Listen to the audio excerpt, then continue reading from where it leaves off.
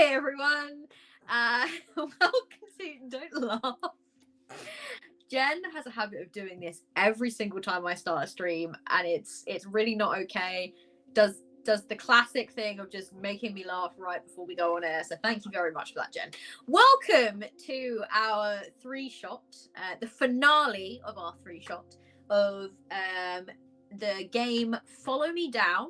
I'm here with Jen Burb, and we are playing this amazing game by Drowning Moon Studios.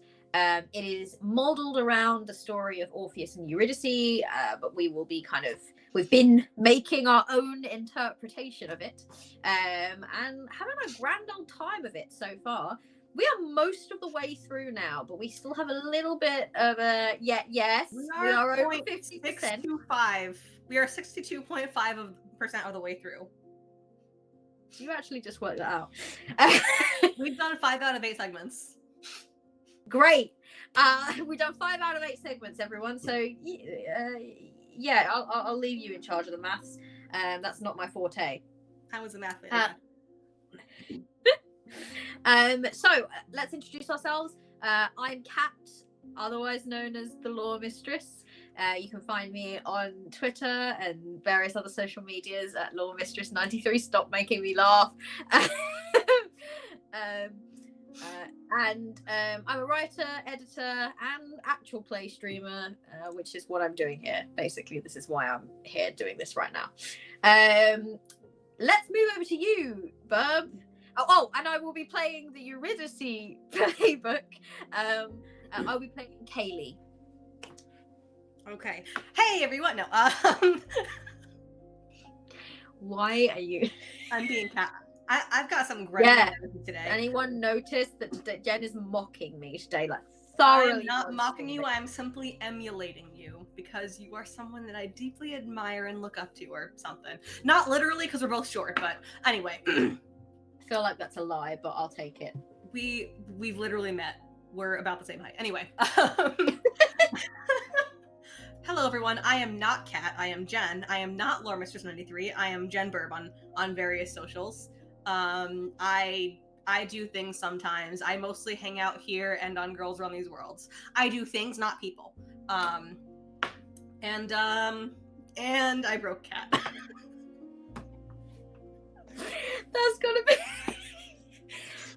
That has got to be your strapline. I do things, not people. Damn, though, that could be misconstrued. Okay. All right. And yeah, that's me. We're starting off strong. Also, pronouns minus she, her. Oh shit! Yeah. Hi, I'm she, they. And Cyril, my so professional. We're so professional right now. Professional. All right. Now that we've introduced ourselves and our characters, let's quickly go through some safety.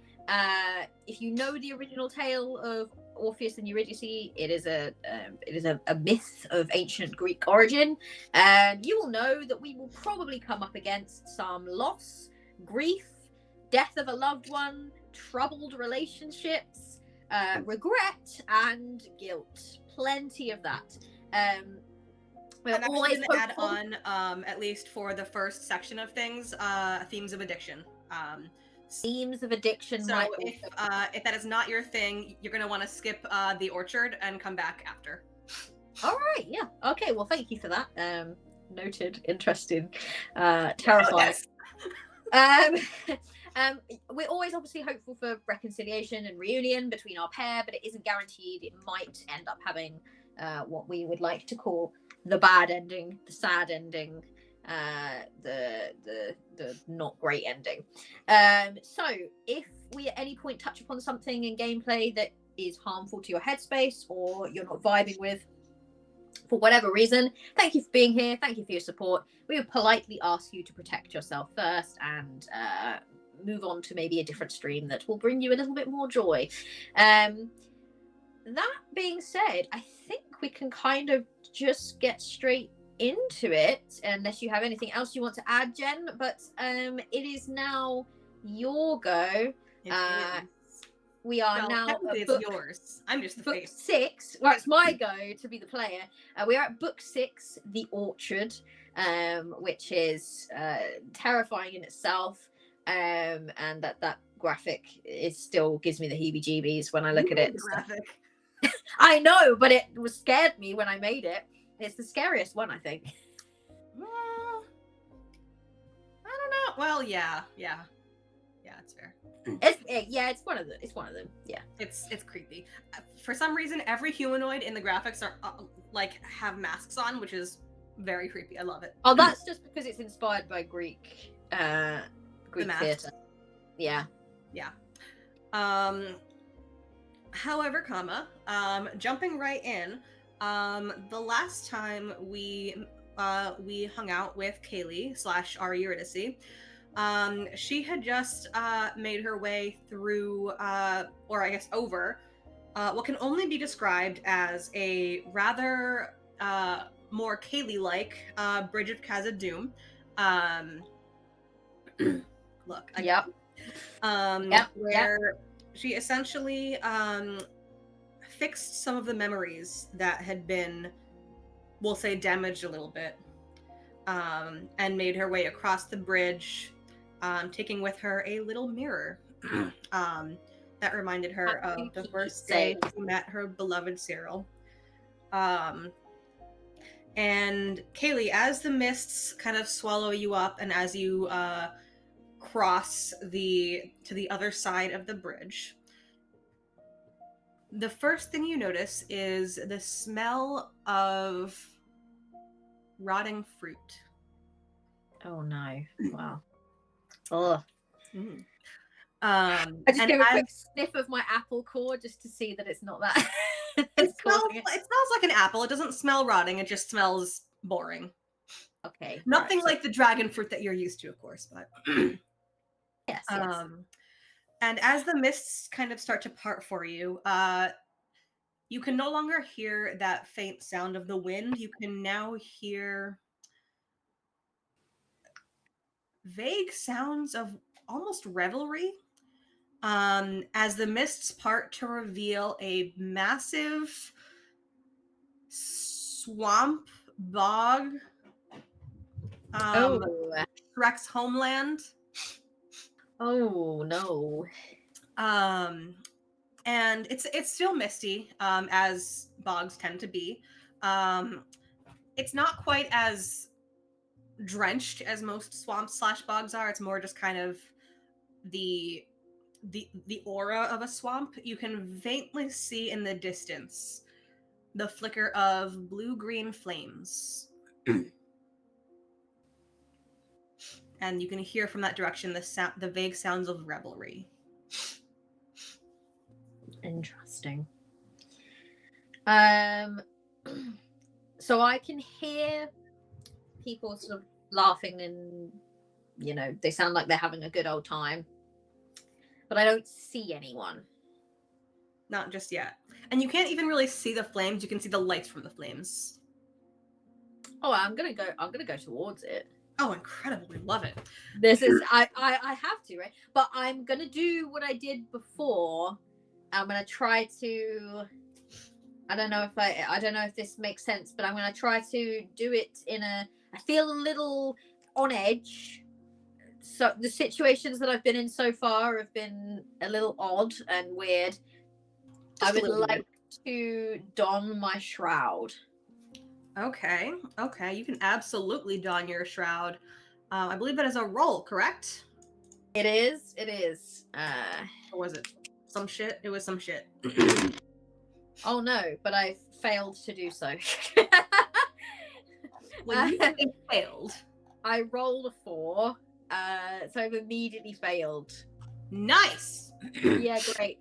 So I basically I start to walk towards it, and as I do, I then remember, oh, this could be dangerous. Something weird could be happening here. So I try to then make myself. Do you still have that success saved up? I do. You're welcome to use it if you want to, or you can keep the fail. I'm gonna keep the fail. I will save that success. Okay. So you attempt to don your shroud. However, this is a little bit different. You were in a very different environment than you were a moment ago. And as you approach, initially you feel like maybe you may have done it and you may have successfully evaded the attention of these mysterious revelers.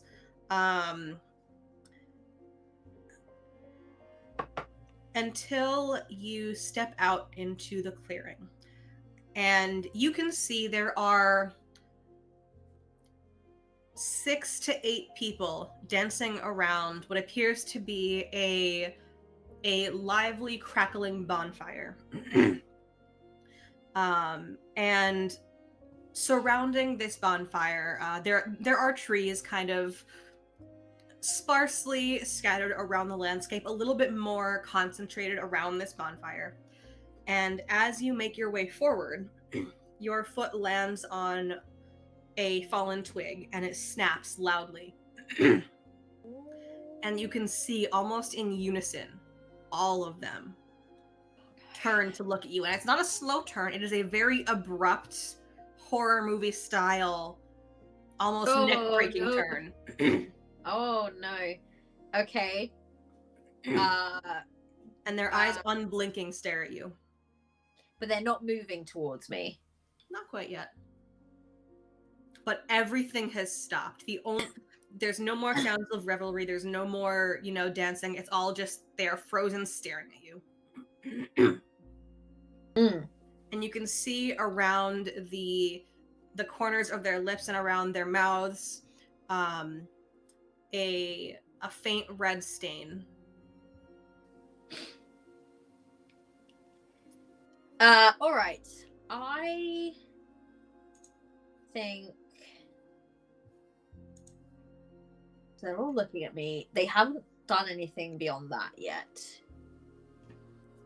I am going to... I suppose my next move would be to try to be friendly and I guess understand them a bit better. So I would probably go for the move show tenderness and try to just be very like, hello, I didn't mean to interrupt your party. I just wondered what it is you're doing here. What's going on? Do you know what this place is? And just start to try to ask them, I guess, questions and... Okay. Go ahead and roll with Pathos. I believe that I have what do I have in Pathos? +2, I think I have. Oh, okay. What could possibly go wrong?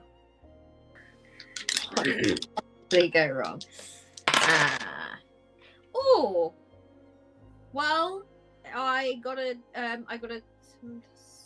no, wait, 8 + 2, 10. Okay. Okay, so you can go ahead and ask 2 questions from the list, and as always, feel free to adapt questions to fit the situation if you feel it is, necessary or called for. I would like to understand. I'm adapting what do they desire, fear, or regret. I'm adapting what is the cause of their distress into what is the cause of their revelry. What is making them so happy and so dancing. I guess if they are distressed because I'm here, I would know that I'm the cause of their distress. Okay. So I'll answer that one first. Yeah. You can see kind of dropped on the ground among the marsh grass, and a couple of them actually have still clutched in their hands little red fruits. And a couple of them are still kind of licking their lips a little bit. They appear to be almost celebrating this fruit.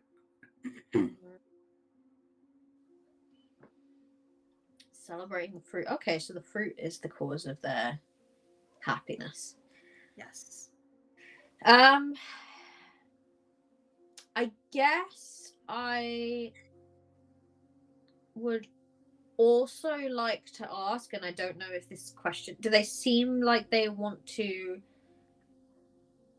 hurt me or harm me or stop me in any way? They seem Do they seem in control of themselves, that they seem to be responding to my questions, or almost defensive. ooh, okay. Oh, so they might be defending the fruit. They might think I'm about to take some of their fruit. If there's any fruit nearby me, I move away from it. There is fruit nearby pretty much everywhere. And as you're looking around, you are seeing kind of like the trees right around the bonfire. There is fruit hanging from them. Okay. And it smells rotten, you said, so it smells nasty. Yes. So some of the fruit on the ground is definitively rotten. The fruit on the trees is not quite so rotten.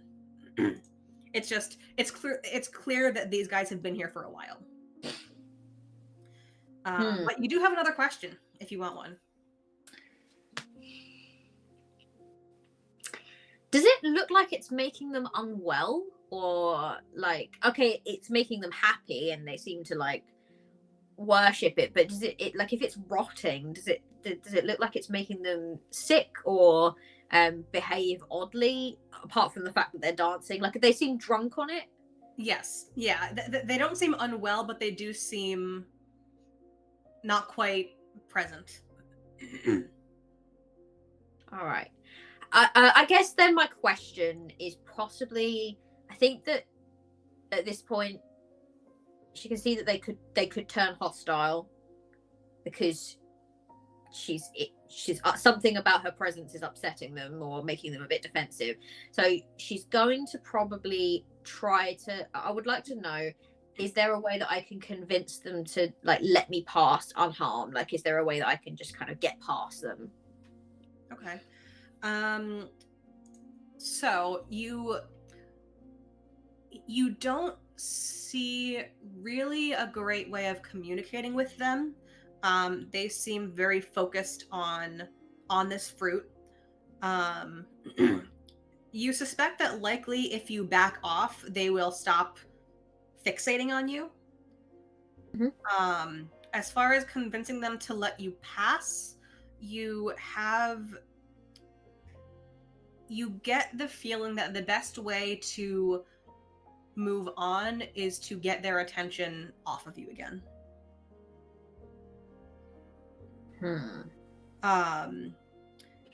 If you would like to, I will give you a +1 forward if you want to pierce the veil to kind of get a feeling for what else there is here. I was gonna do that next. I want to see if there is like a path. Essentially, I'm now going to start to look around, see if there is a way around them or past them that won't like interrupt their party or interrupt their revelry, or because I think that my thoughts are, and I'm not 100% sure if these are Kaylee's thoughts, are that either there's a chance that they'll stop paying attention to me if they think I'm one of them, but there's also, like, because I obviously stand out as not being one of them, there's a chance also that I can get them to back off by just kind of skirting my way around them. So I'm going to go for that approach first, and then I do have an idea for if I need to try to do things. But yeah, if you want to pierce the veil, you can go ahead and roll philosophy. Philosophy, I don't think is something that I'm as good at. What could possibly go wrong? Wait, what am I for philosophy? Oh, +1. No, that's okay. Oh, you're fine. Yeah. I don't know what happened to my voice there. Did you hear that? Yeah. Broke. That's 7 + 1, 8. So sort of a success. Okay. So it just means that you only get to ask one question as opposed to 2. Okay. So we'll just say for the sake of like mechanics, meeting with flavor, that you are looking around, but you are kind of keeping one eye on these mysterious figures because you want to make sure they don't suddenly go bleh at you. Mm-hmm.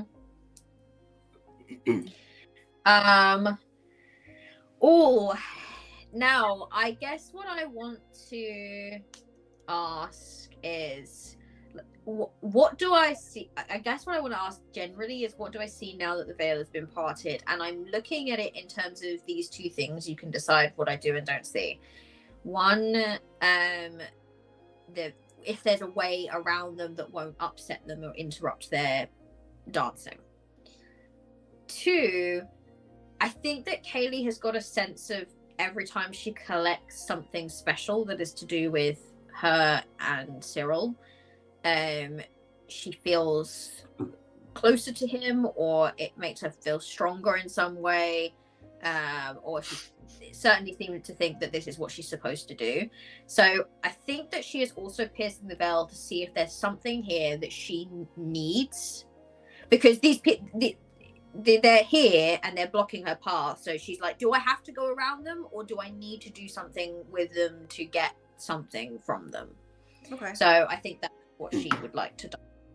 So I will give you 2 little tidbits based off of that question.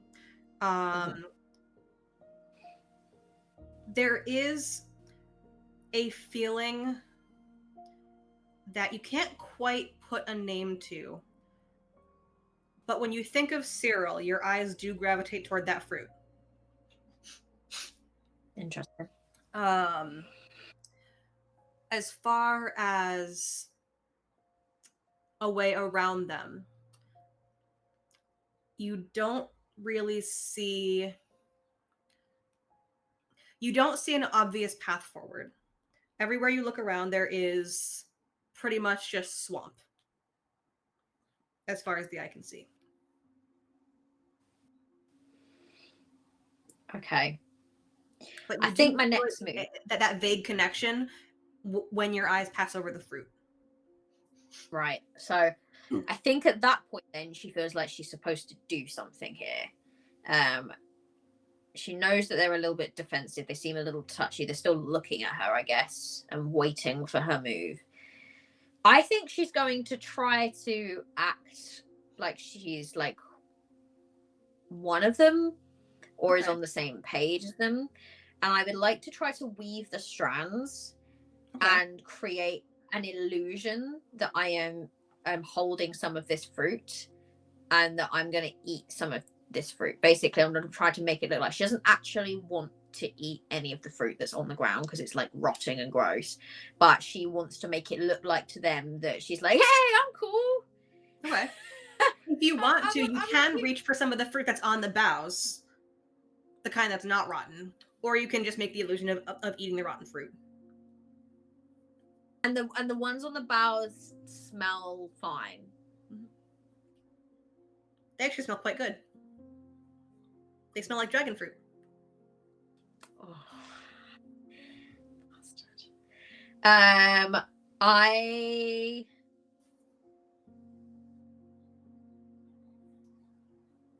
should have asked about this fruit. Yeah, it's like when you go to an apple orchard and like the apples that are still on the trees are fine, but then you've got like the weird mushy ones on the ground that no one really wants to touch or really go near. And they're the ones that those people are eating, though. The ones that are on the ground. They're eating a mix of both. There are some that are too short, that are visibly too short to reach the boughs, so they're just kind of like, they were just kind of like gathering the fruit from the ground. Wow. And there are a couple taller ones that are eating the fresher fruit because they are able to reach those. All right. What happens when I try to reach for a fruit on a tree? You pick the fruit. And what do? They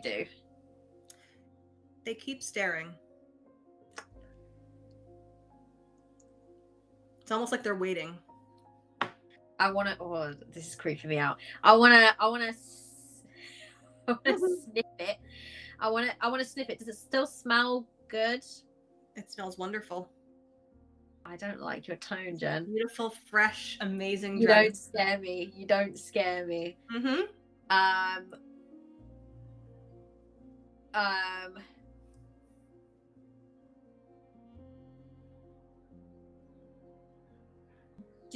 Okay. Okay. I would like to pierce the veil again, looking at this fruit. Okay. I seek to understand what this fruit is. Oh, you're 'Cause it seeking to smells like, understand, are you? yeah, How fearless of you. it's it smells like dragon fruit, but does it look like dragon fruit? It does. Don't like this. Which is weird because when you try and think about what it looked like on the branch before you grabbed it, you can't quite remember. All you know is when you picked it, you noticed that it was dragon fruit. But continue. Go ahead and roll philosophy. I rolled a 7. Okay, so you can ask 1. Do I see evidence of this fruit being in any way harmful or bad for me? You cannot see anything indicating that this fruit is harmful to you. It looks like a dragon fruit, it smells like a dragon fruit, and you can practically taste it. Mm-mm. The most freshest. I'll take a bite. Dragon. Okay.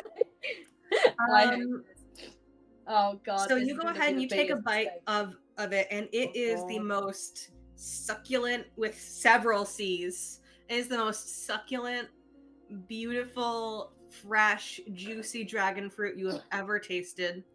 And as you bite into it, as you chew, as you swallow, I want you to tell me about how you and Cyril first kissed. No, I've got a horrible feeling about this.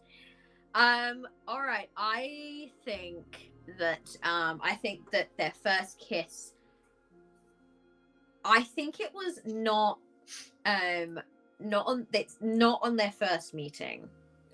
I think it was, she listened to him play. Their eyes met across the room. There was this burning pull towards each other. I think they ended up having a lovely evening and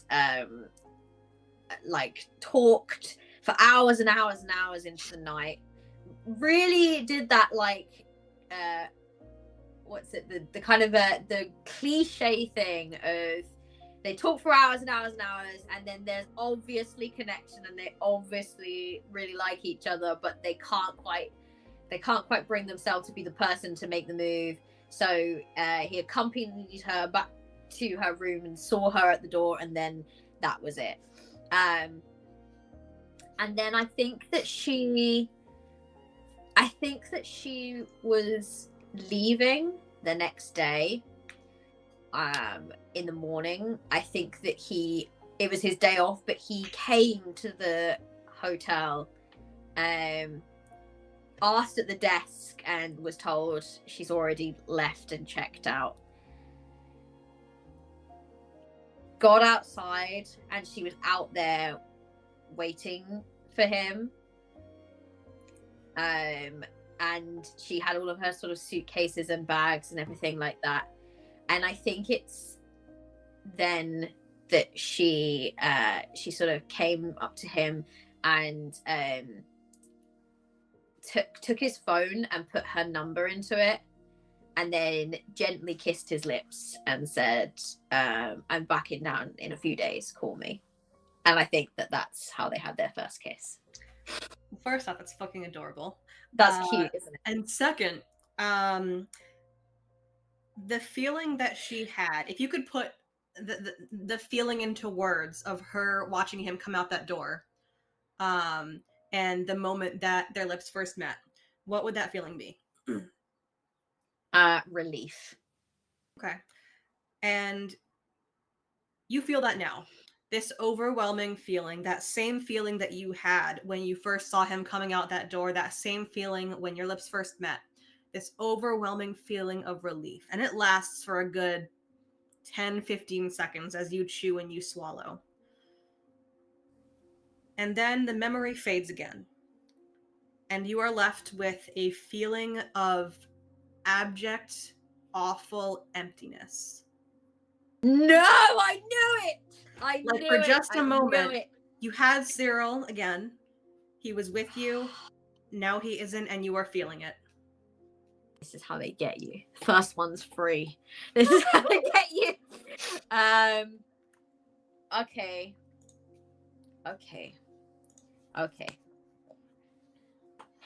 And all you can think about now is, I had that feeling for just a moment, and it is gone. Now I feel empty. Had it, and it's gone, and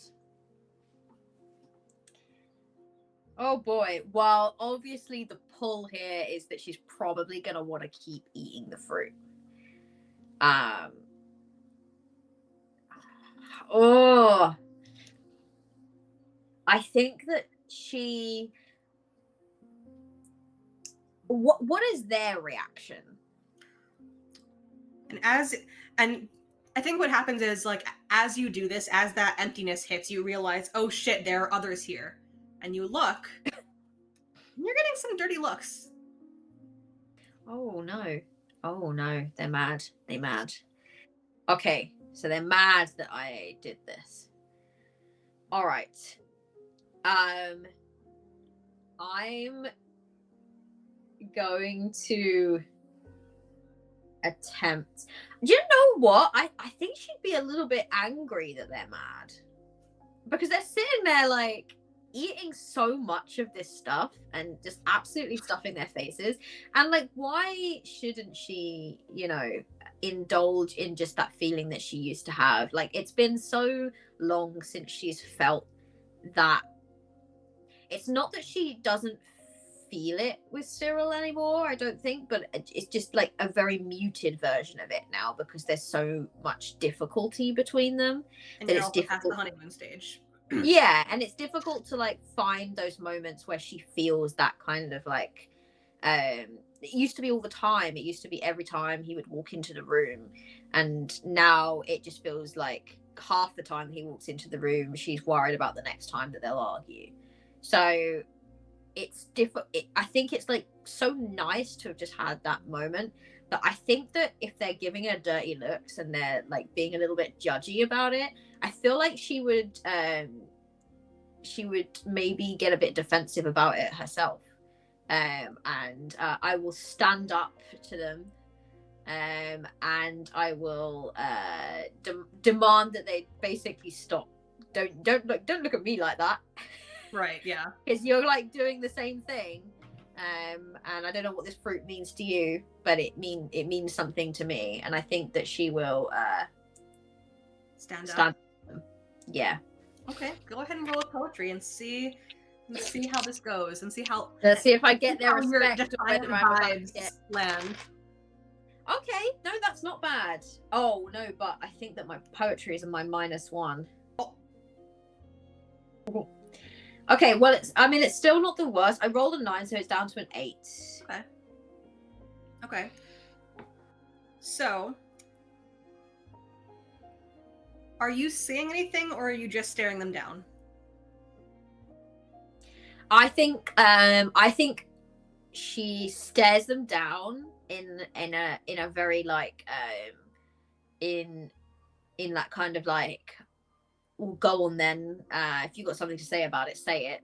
And I think she takes another bite. Okay. And here's the thing, that's kind of actually what I was going to go for, which is they do seem to back down a little bit. But one brings its fruit up to their mouth and takes a bite and then looks at you expectantly. So we will say, I think that this concession, this conditional concession, is you eating the fruit with them. Right, I see. So good call on eating the fruit. So you go ahead and you go to take another bite, and one actually smacks the fruit out of your hand and offers you their own fruit. It is not a fresh fruit. It is one of the ones from the ground. Oh! And it's very clearly got a bite already taken out of it. Oh, gross. Okay. Okay, so the condition is All right, I'm Break gonna bread with try them. something, and this might go very wrong. I want to try to weave the strands to make it look like I eat something, a bite out of their fruit, but in fact I don't. Okay, go ahead and weave the strands. Okay, what is it? Pathos? Is that +2? Yep. Or I don't know what it is. +2. Yeah. It's an 11. Oh shit. Okay. So you are able to make it appear that you took a bite out of this rotten fruit. And what do you also make it do you also attempt to, I guess, feel the effects of it? Or Yes. or make it seem like, okay. Yes. Okay. If that's an option, he will do that. Yeah, we'll say you can do that as a part of your rousing success. Yay!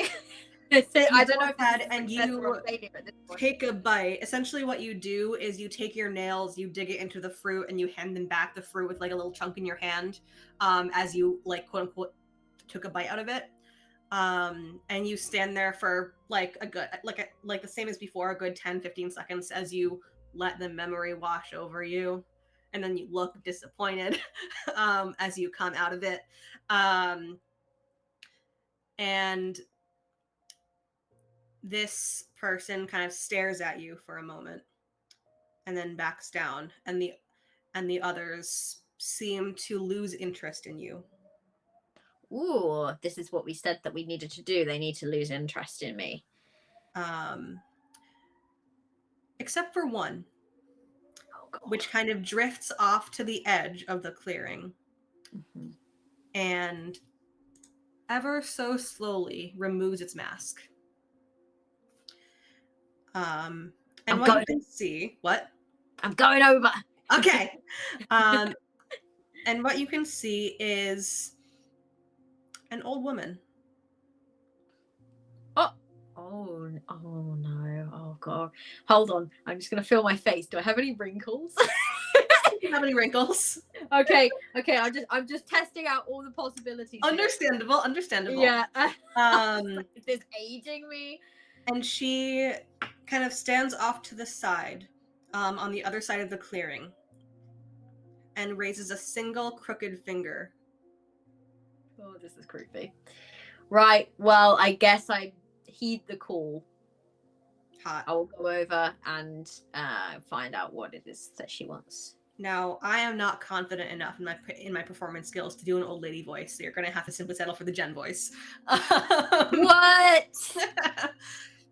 Hello, dear. Hello, dear. Well done. Of course.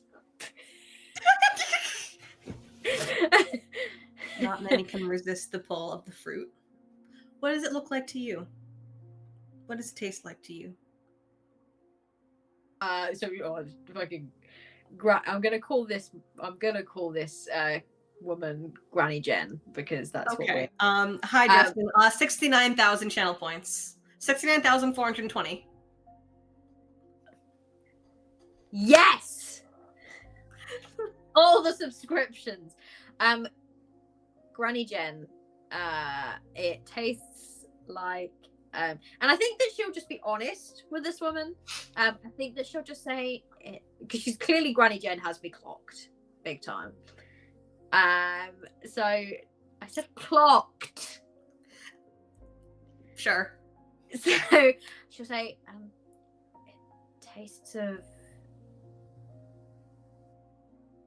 it tastes of someone that I've lost and wish to get back to. A time that I shared with them that I wish to get back to. And what will you do to get back to them? I need to find him first. I don't know where I am. Let me rephrase. What would you do to get back to him? Anything. Now that's what I like to hear. Oh God, I hate this woman. I will make you a deal. I will show you the way forward. If you will bring me 3 fingers from them. And she indicates these desperate fruit-seeking chompers. 3 fingers? And from beneath her robes, she produces 3 of those fresh fruits.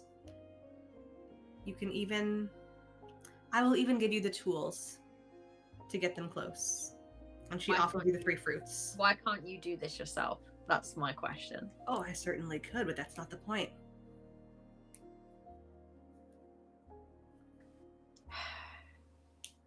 Three fingers. Now, One from each. One finger from each of 3 people.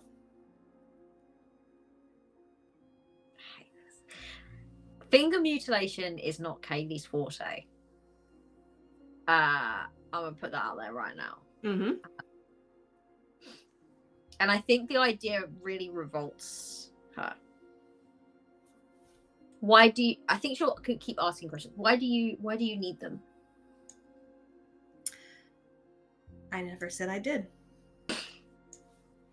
So then why would you make me do this? You said you would do anything. You wish for me to prove my love. I do. By harming others. I wish for you to prove your love. You said you would do anything. Let's see if it's true. Let's see if it's true. Let's see if it's true. All right, Granny Jen. I mean, look, Justin, 100 is not quite the same as 69,240, but I appreciate the effort.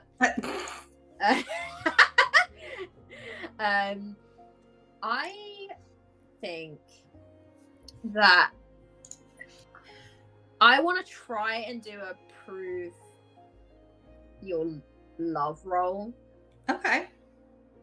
In which I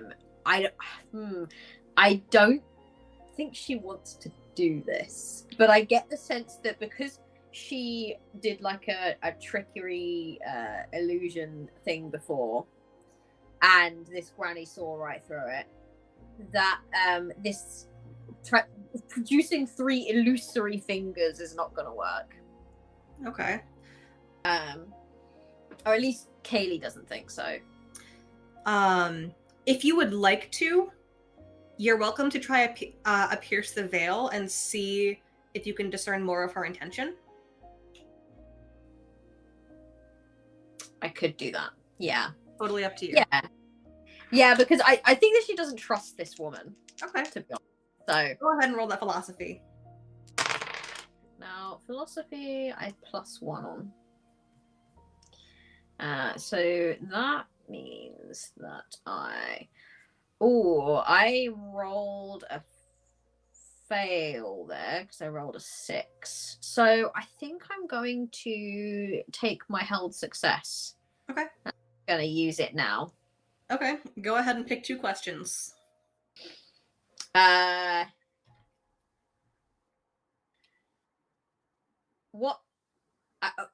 sort of thinking specifically her. What secrets are kept by her? What is she holding back from me? So the biggest thing that you notice is that she doesn't look expectant and she doesn't look threatening. She looks more curious than anything else. So you suspect this may not be so much about... You suspect the focus that she is paying to you may be more about what you do and not so much whether or not you do what she's asking you to do. Interesting. Okay. But she's more curious to see what you'll do. She doesn't even necessarily look like she expects you to do what she has asked. She's just curious as to whether or not you will. Mm-hmm. And what here is lost or forgotten?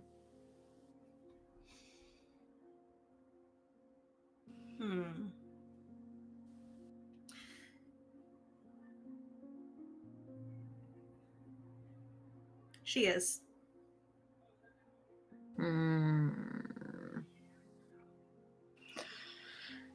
I think that what Kaylee is. Do you know what? I'm gonna ask real quick.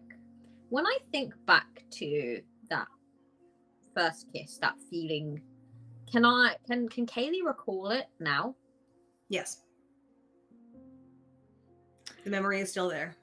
The memory is still there. I think that she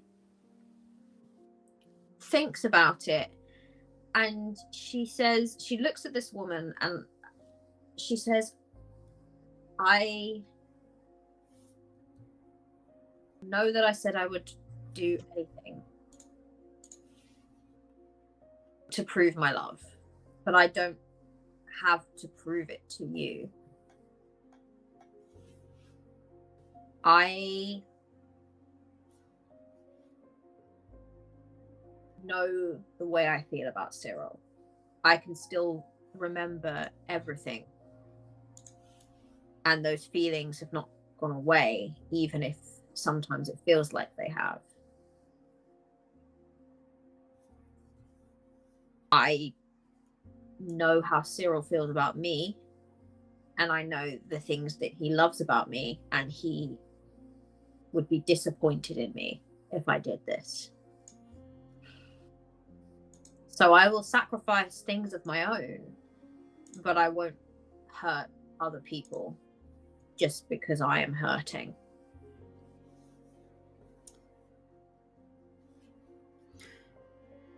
She kind of looks at you for a long moment. I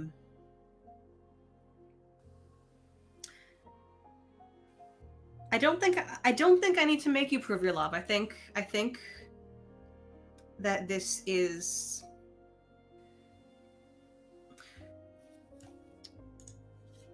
She looks at you and she nods slowly. Interesting. You know, the all of them, they have sacrificed each other for another taste of that fruit. I think they've run out of happy memories.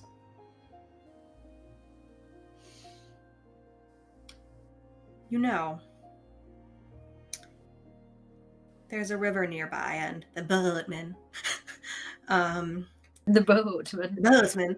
The boatman sometimes likes to pay me a visit on his way by.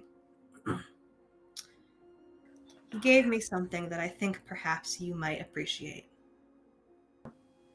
on your way.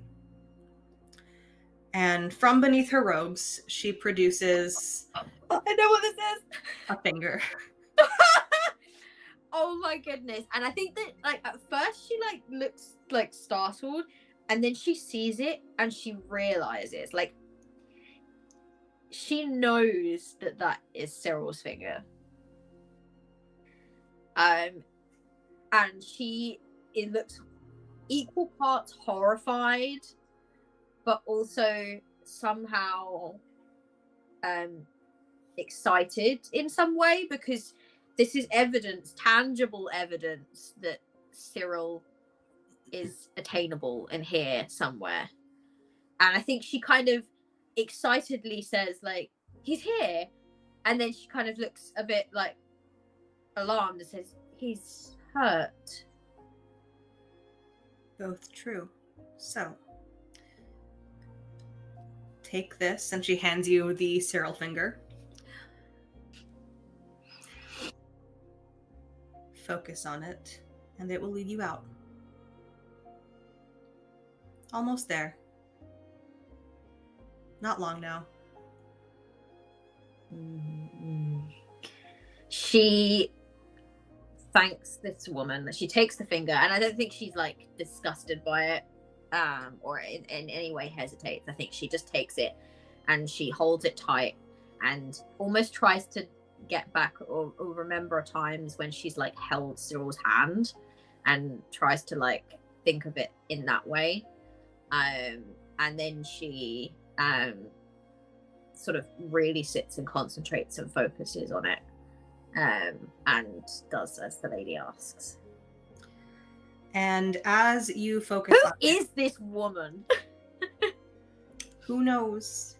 Who knows? And as you focus on this finger, as you focus on the idea of finding Cyril and getting to Cyril, there's no magical, lights that lead you out. There's no, birds, flying in a direction, but you know which way to walk. You just know. She walks. And you begin walking. And your keepsake is your boyfriend's finger. Cyril to the is... boatman. Cyril, wow, thanks to the boatman. Thanks, boatman. Amazing. I love that. You passed your selflessness test. Congratulations. And a finger. Everything's going so well. A cheeky finger. I went to the underworld and all I got was this finger. Okay.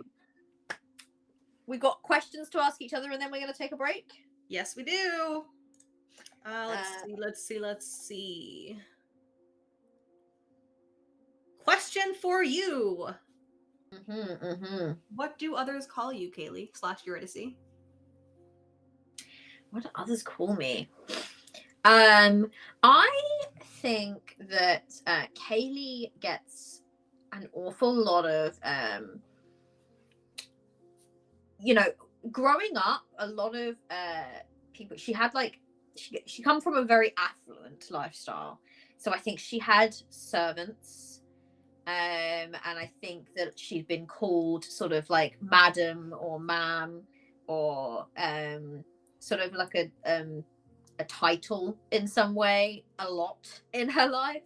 I don't imagine that she's like a member of the aristocracy or a noble. I think it's more affluence in terms of like just built wealth from a business. Her parents ran a very successful business and they've kind of built a lot of wealth from that. So I think that she has been called that. I think that she's been called like a Miss Kaylee a lot and things like that. And then other than that, the people that know her, she's never had like a nickname before, I don't think, until she met Cyril. I think he was the first person that invented a special nickname for her in some way. And I'm sort of bringing it back, I guess, to the bracelet that Cyril found that had the little butterfly on it. I think he called her his butterfly or something along those lines, just because he sort of would talk about how she sort of came fluttering into his life, and they would talk a lot about like all sorts of like different things, and he had a strange fixation at one point on the butterfly effect, on how like one little flap of a butterfly's wings can create like ripples across the universe of like things happen. And he talked about how when he saw her across the room, that's what it felt like. It felt like this tiniest little moment of her blinking was enough to create an entire ripple across the room, and this force of feeling within him. So I think that he is the first person that has given her a nickname. But before that, it was just very like from people that were sort of a lower station or considered a lower station to her would kind of be like, oh, ma'am or Miss Kaylee or whatever. Okay. That's adorable. And I have the same question for you. What do people call Cyril?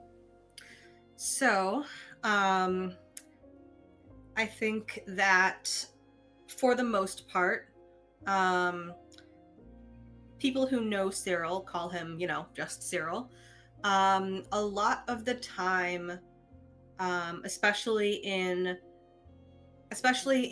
these hotel lounges that he likes to spend a lot of time. Well, it's more like he kind of has to spend a lot of time playing in. People in those hotel lounges, people don't call them very much at all. Mhm.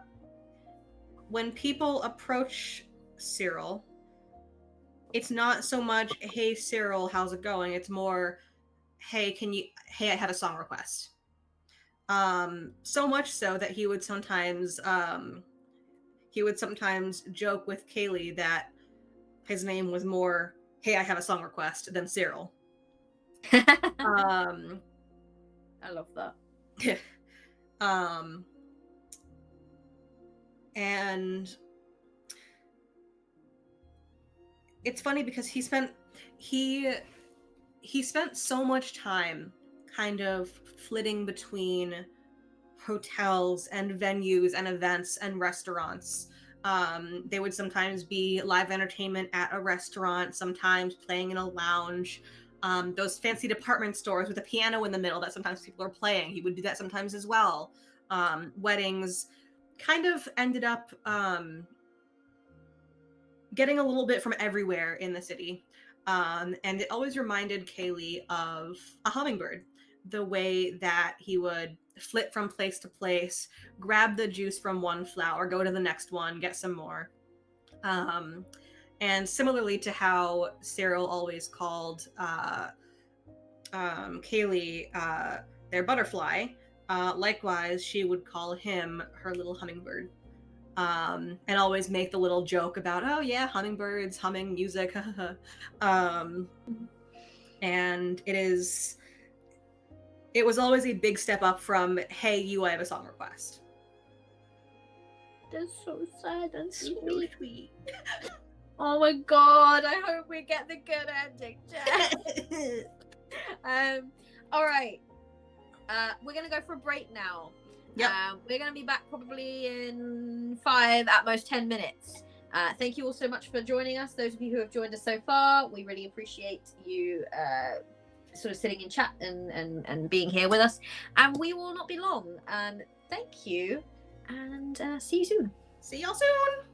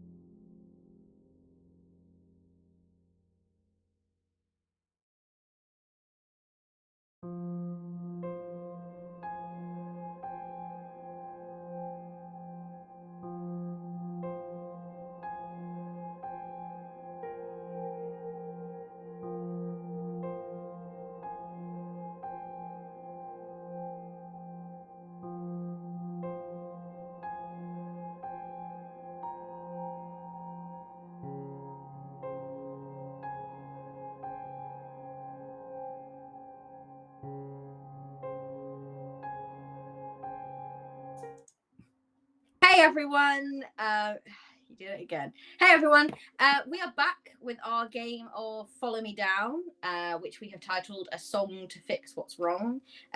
Follow Me Down is a game that is based on the myth of Orpheus and Eurydice. We have created our own version of the tale, and we're nearing the end. Just a couple of trials left for our hapless couple to face. And then we will be entering the final phase. It's called the denouement. The denouement. I don't know if that was a good French accent, but that's what it's called. The epilogue, I guess. And we will see how our couple fare in that. But for now, we move away from Kaylee, and I have now taken on the role of the Fates. And we move on to Cyril, who has just had a terrifying encounter with some rather unfriendly statues. Weeping angels is what they were. Yeah, they were a little. I mean, they could have been nicer, but you know, I'm sure they had their reasons. They were kind of but you did manage to get out of the situation. Didn't run. I was pretty impressed that at no point did you say, I am recklessly fleeing this situation. You were just like, no, I'm gonna just continue to just be calm and cool. And I was like, trying so hard. If this were me in the real life, I would be running. But don't scare me. Get out, and you managed to get out with Kaylee's bracelet. Yeah. So you have 2 of the 3 keepsakes. I have 2 keepsakes and 3 harm.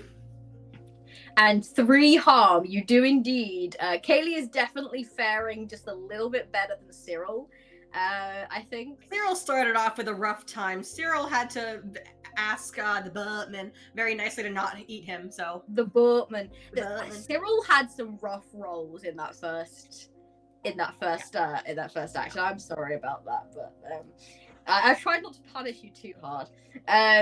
So I mean, you are the lore mistress, but we have entered book 7, which in the game is called The City, but we have renamed it to The Manor, to kind of keep our focus on how our world kind of looks. You get out of this maze, Cyril, and immediately in front of you, the lawn sort of the color of the grass, by the way, I've mentioned before, is off. And again, it seems to have kind of shifted into a slightly different shade of not right. It's sort of like this. It looks almost like it's dead grass, but it's actually just this sort of weird murky purple instead of. Oh God, not a murple. Oh boy, it's a murple, yeah. And in front of you, the lawn sort of opens up massively. There is a sort of path leading away from the maze that leads sort of over a bridge. Next to it is this what would you call it, like a gazebo, surrounded by all of this foliage. And again, it gives this real air of trying to emulate something like a little wilder and a little overgrown, mixing sort of nature with marble statues and stone and architecture. But it's like trying to act as if it's very old and very ruined almost. But it's not. It doesn't have it's got a synthetic feel about it. It's very artificial in its feel. It doesn't feel like natural, and it's not just because of the weird color in the sky. It's because it gives this feeling of just being incredibly old and incredibly brand new at the same time. There's just something off about it. And you can see amongst these things, the gazebo, the trees, the bushes, the bridge, directly in front of you, there is all sorts of strange trinkets and treasures sort of hanging from the tree branches, nestled in the little crooks, buried in the bushes. Variety of different things, and they look expensive. Further back, you can see a large house. It's a huge mansion, not unlike mansions that you have been to with Kaylee for some parties of people that Kaylee knows, or especially never any of your friends, of course, apart from that one squatters party, but we don't talk about that. Never anyone that you know. It's always Kaylee's friends or Kaylee's family, because they are very affluent and wealthy. And it very much gives you those vibes. It kind of looks like something from a sort of like a period drama in its construction. Above in the sort of archway is where the family crest, or sort of some ornate crest would normally be. There is a large skull, and entwined around it sort of various flowers. The windows are dark, except one, which is sort of, it's not as dark. You can see that the curtains are open inside that room, whereas for the rest of them, it looks like they're all draped over and shut off. And there is a large balcony that is coming out from that one, which is currently empty. Inside this large lawn leading up to this manor, there are workers, or what appear to be workers. They seem to be sort of like watering the flowers or digging around in the soil, and at the moment they are paying you no mind. Okay. They're just getting on with their respective jobs. There's quite a lot of them though. These trinkets that are scattered around, the bags, all that, are any of them similar to what Kaylee owns or owned? I think that if you were to go and, I mean, off like from the distance from where you are, it's not easy to see. If you to get a little closer though, you would probably notice that they are not things that Kaylee necessarily owns, but there is this one sort of, as you sort of step and start to make your way over, there is this one set of boots, sort of the first treasure that you kind of come across, and you remember it because it's a pair of boots that you caught Kaylee looking at in a shop window, and with those sort of like eyes wide, and she clearly I want this eyes. I want this eye. And you know, being her partner, you immediately thought, oh, okay, birthday's coming up. No, and I looked at the price tag. And then you saw the price tag. I'm like, oh, that's a lot of zeros. Yeah, that's a lot of zeros. And that's that particular pair of boots. And I think that you would get a sense as you looked around, these are all things that you have a memory of, or even if it's not something that she's outwardly said that she wanted, which quite often actually I think it isn't, but it's all things that you have a memory of Kaylee at one point expressing either to you directly or just from her expression that she has wanted and that she has not had. Okay. Do the workers seem to actually be doing anything, or are they just going through the motions? They look like they're going through the motions. And occasionally they kind of call out to each other. They seem to be having the same conversation. over and over again. Okay. I think what I'm going to do is I'm going to find one that's close enough to the quote unquote, I guess, beaten path. That I can kind of get close enough to without really infringing on their work territory.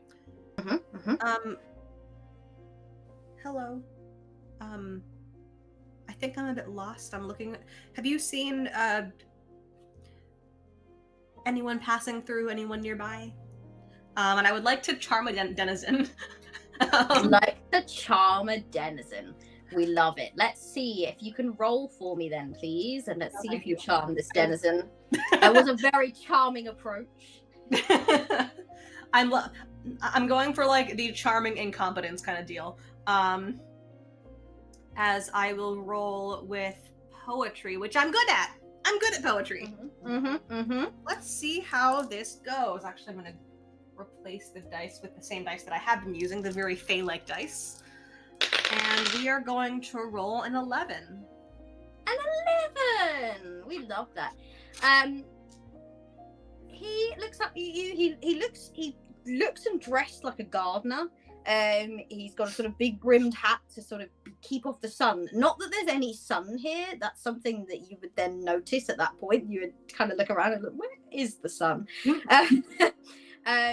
But he's got it on as if to keep it off his face. And he's sort of dressed in these overalls. He's right down in the dirt, but there's no sense of anything on his clothes that implies muddiness or dirtiness. In fact, it looks remarkably clean. And he sort of looks up at you and he goes, "Oh, you're here to see the Lord of the Manor?" I am? Well, I'm asking you. And he's got a cheery smile. Seems... Can he tell me where my girlfriend is? Her name is Kaylee. Oh, you're looking for someone. Yes. And honestly, it looks... Are you aware there are very expensive things on your shrubbery? Oh, yes, yes. We've got lots of things here. All sorts of things that you might be interested in. If you've made it this far, the Lord clearly wants you here.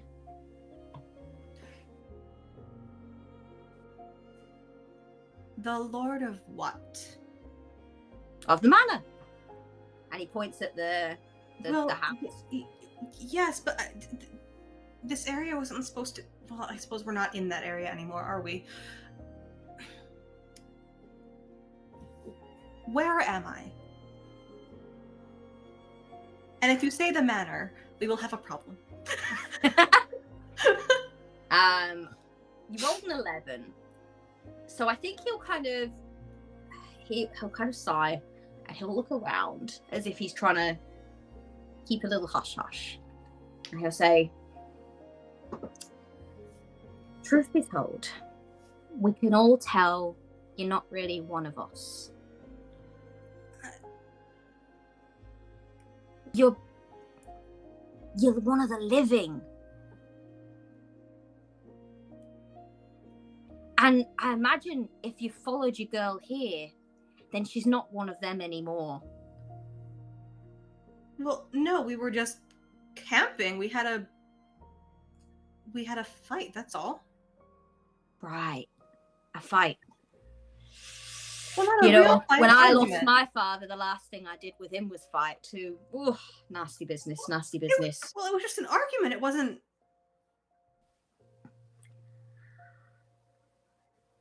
Look, do you see anything here you recognize?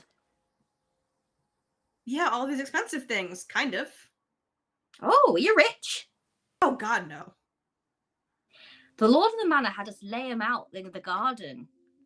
He clearly wanted you to look at them. Maybe he wants you to pick one for your girl.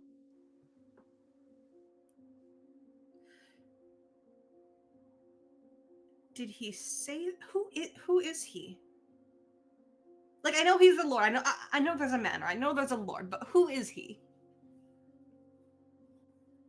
He is the Lord of the Great Beyond.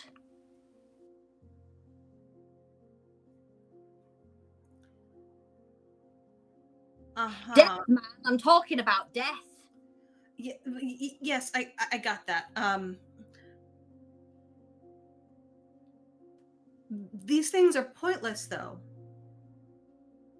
There's no point in bringing a dead person a gift. They're dead. I don't want gifts. I want her back.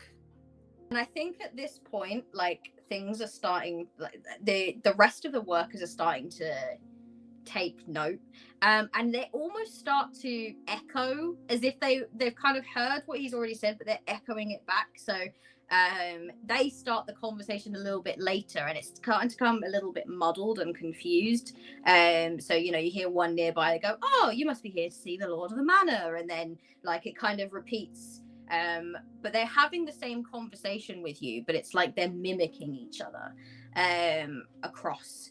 Then standing by the gazebo, as you kind of watch this sort of like flurry of voices sort of ripple outwards, you notice one of these, someone that you had maybe thought was a gardener before. He's not behaving like the others.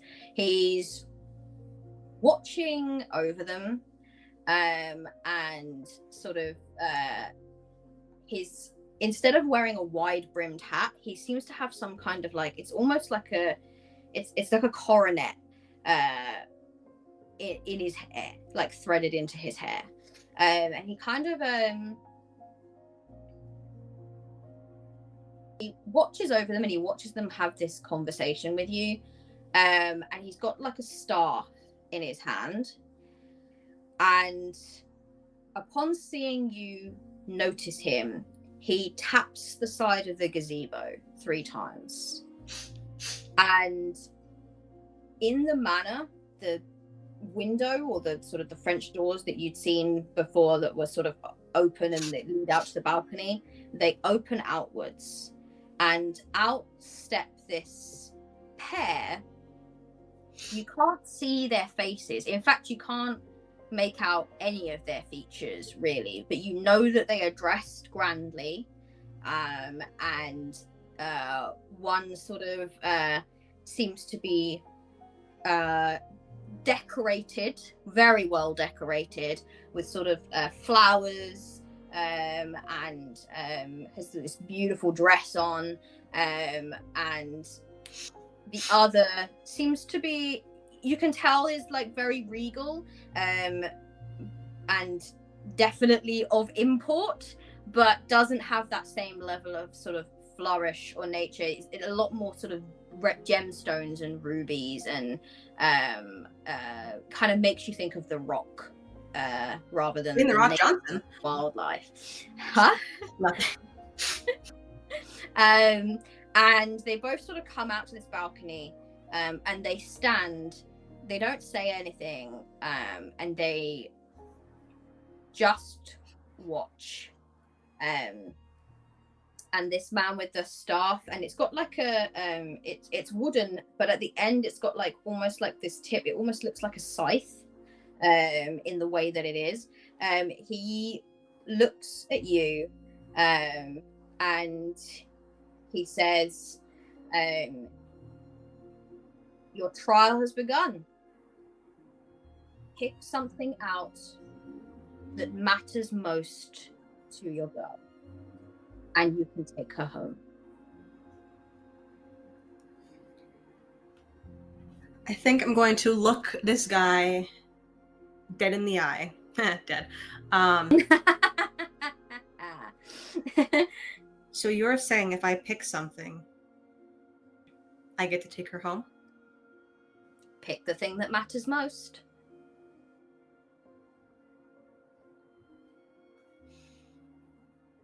What does she want more than anything?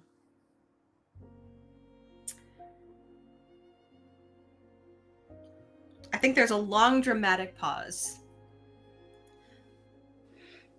And after nearly a full minute of looking around at all of this, I pick myself. Ooh. An interesting choice. And this guy sort of leans, and he almost like sort of smirks a little bit, as if he thought that you were going to pick this. Is that really the answer you're going to lock in? She could have had anything in the world. She could have bought anything in the world, and she gave it up for me to be with me. So yes, that is the answer I'm locking in. He stares at you for a while.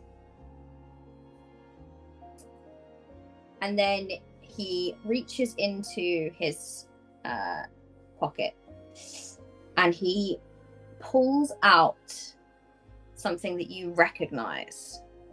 He pulls out Kaylee's phone. It's something that you've been sort of looking for. And he walks over to you and he presents it. Find out if you picked the right thing. Kind of look at it.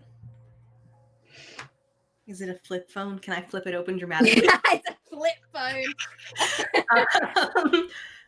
No, I think it's a smartphone at this point. We're a little What? Come on, we're with the times. It's a smartphone. As you sort of go to activate it, it begins to play very gently the ringtone that you know, because you created that ringtone for the both of you. It's the song that you wrote for Kaylee, and boy, have you heard enough of it from that bridge that you had to cross. But this time it's played and it's not out of sync and it's not out of tune. It is beautiful. It's just a beautiful rendition of this song. And the phone, you can kind of look at it. The call log is available to access, and it says, you attempted a call and it did not go through. And as you kind of look through, you come across a video, sort of in the pictures, various memories of the two of you together, holding hands, laughing, smiling. That Instagram life. Oh yes, me trying to teach her how to play the piano. Yeah, and we're so happy and everything's just fine between us, and you know that after half of those pictures you ended up in some awful argument or whatever. But there is a new video that you had not seen yet, and it seems to be been taken from that camping trip, but you don't remember her recording a video, so you can see from the timestamp that this was taken after she called you. I will open the video and I will play it. All right. You play it. There is Kaylee's face to begin with, as she is kind of recording herself. And she is speaking to the camera, and it's so good to even see her after all this time looking for her and not having any real evidence that she's there. But she kind of is facing the camera and she looks frustrated to begin with, and she's sort of talking, and she says, I know you're mad, but it's not fair that you're not picking up the phone. First of all, we agreed that we would always pick up the phone, so, but that's not the point. The point is, look. And then she flips it and she's recording this gorgeous celestial event that is happening in the sky.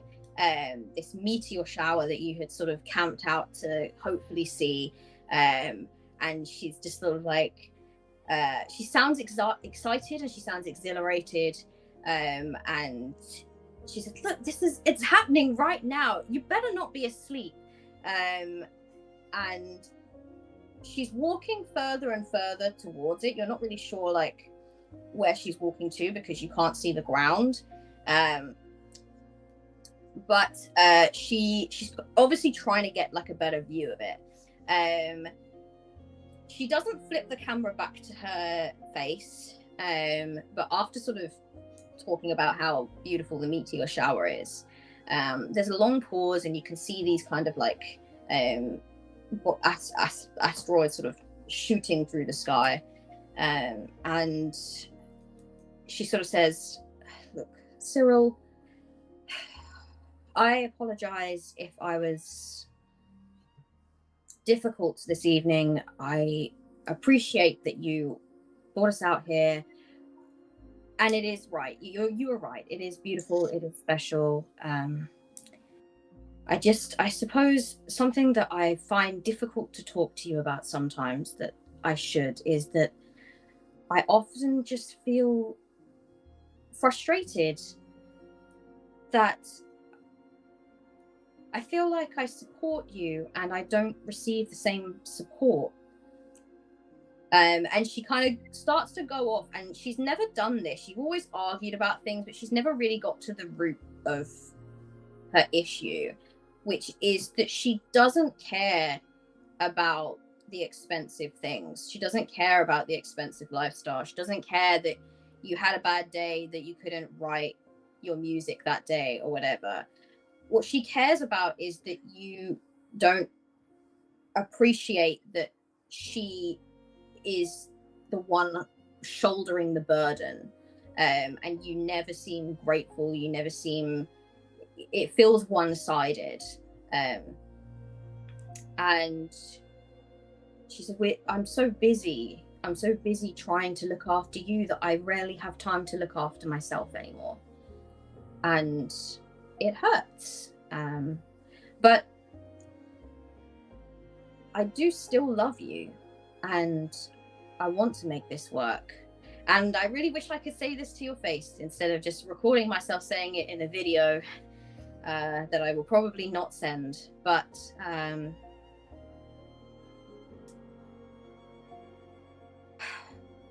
going to come home. I'm going to come back now. I'm going to come back to the tent. And, well, I'm going to try to call you again and see if I can get any signal. Probably if I move a little. And she starts to walk towards what you can now see as the camera pans down is this sort of grassy verge, and it overlooks like quite a steep looking canyon. She's just like, oh, this is I didn't see this on our way up. What do you think this was? Some kind of river here before? And she kind of like starts to walk, and you can see she's walking along like a quite narrow, dangerous part of the pathway. And she's like, maybe if I just walk a little bit further out here, I can get some signal.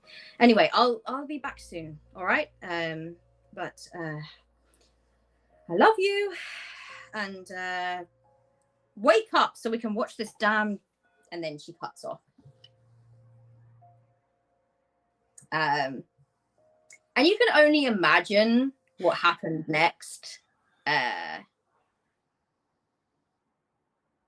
she may have tried to call you again, tried to get the signal to do so, and ended up slipping. Yeah, that's a way of putting it.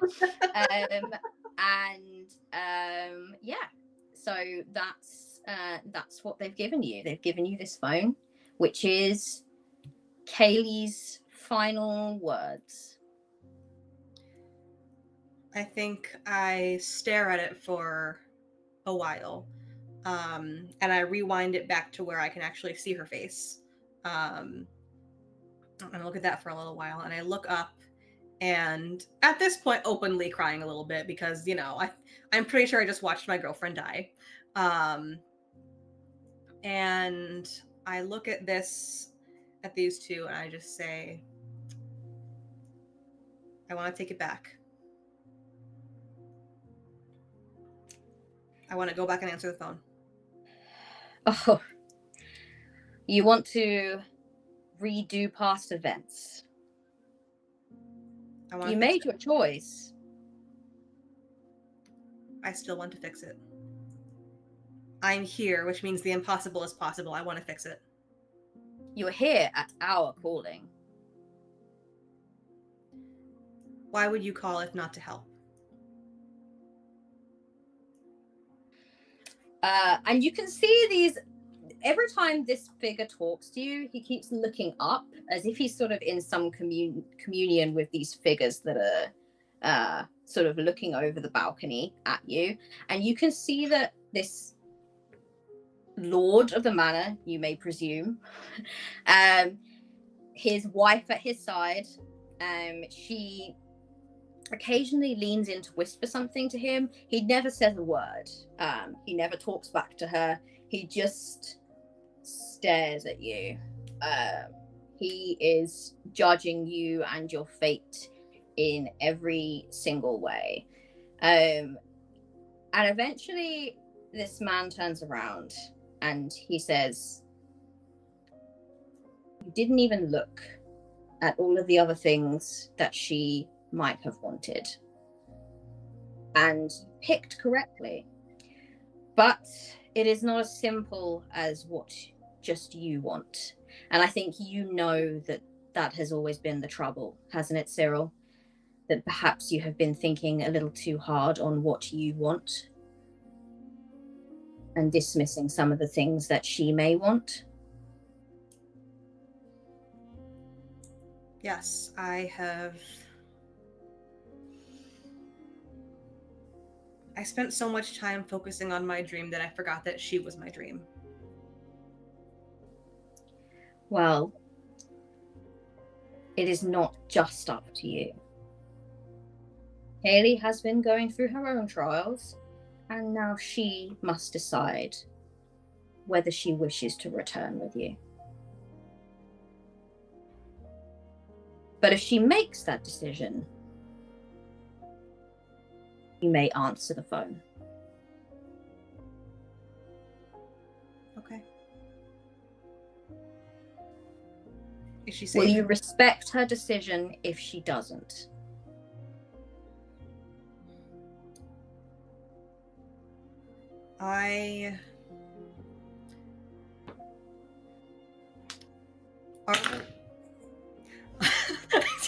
No! Our relationship has been a lot of her giving and waiting for the things that I wanted to pan out.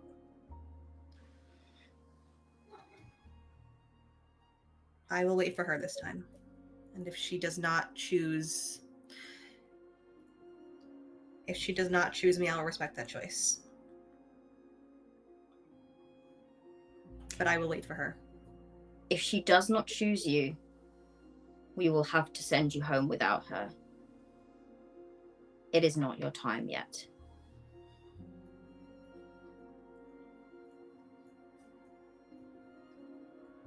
Okay.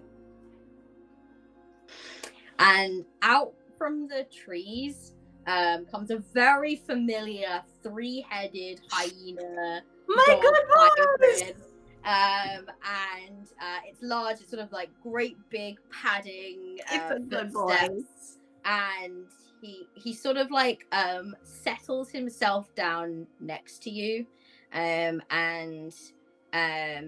one head lets out this like mournful little whine, and sort of like leans in to be scrooched, and the another head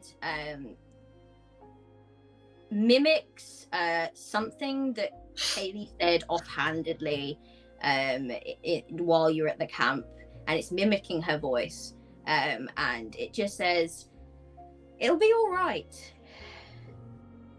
and this dog waits with you.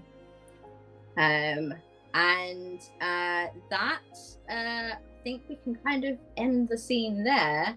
Do I get the phone?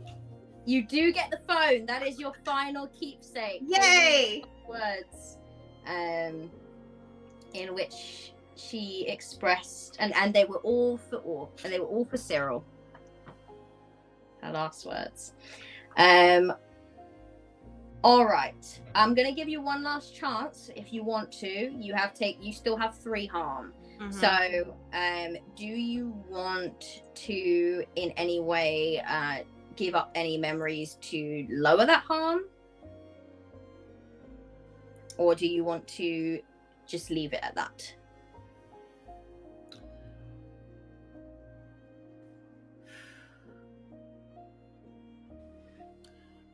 I think I will leave it. Okay. All right. So you are ending with 3 harm and 3 keepsakes. Yes. Okay. Cool. In which case, I guess we have questions to ask. Do we not? Lovely. Let me get those up now. I'm going to ask you first. Okay. Tell me, Cyril, what is a secret you've never told anyone? So, as everyone knows, being an artist in this time is very challenging. It is difficult to find steady employment. It is difficult to find lucrative employment, which is something that both Cyril and Kaylee know very, very well by now. Mm-hmm. And the struggle that Kaylee took on along with him, this struggle of never seeming to be able to find enough work, never seeming to be able to find valuable enough work, is something that Cyril had been dealing with for a long time, even before she came into the picture. And it had been wearing on him a lot. The secret that he never told anyone, even necessarily, he may not even have known himself, but he had been having second thoughts about his music, about whether or not it was something that he actually could try to do. And he was dangerously close to putting away the keyboard when he met Kaylee. But because of the way that she believed in him, she saved his music.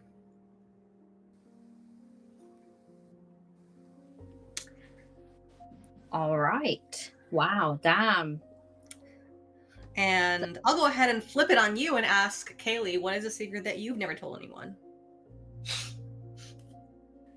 I think that Kaylee has never told anyone that when she began to see Cyril, she and her parents were all they didn't have necessarily an exceptionally close relationship, but she has never told anyone that her father had expressed to her that he had essentially someone in mind that he would like for her to marry or to try to be with. And when she met Cyril and she told her father, she was immediately cut out of the family. She has never told anyone this. She's never told her friends, and because of the scandal and everything like that, her family have also never revealed it publicly. She's just told Cyril that she has a difficult relationship with her family and she doesn't really particularly want to see them and things like that. But she has never told anyone that it was because that they didn't like Cyril, or that it was because of a wealth divide, that she essentially sacrificed, and her father, in order to scare her, basically said, if you choose this path, I will have to cut you out. And she said, okay, without a single second of hesitation. And that was probably enough to hurt him, that he followed through on that. Damn. Hitting us in the heart today. And that's in the heart. Meanwhile, my cat's licking his asshole, but she sacrificed more for Cyril than Cyril will ever know. Yes. And right, well, let's go on a break then, and then when we come back, we will be at our final test. And we can then finish off Cyril and Kaylee's journey. So we won't be long. Denouement. So about 5 minutes, everyone, and then we'll be back. See y'all soon. Bye.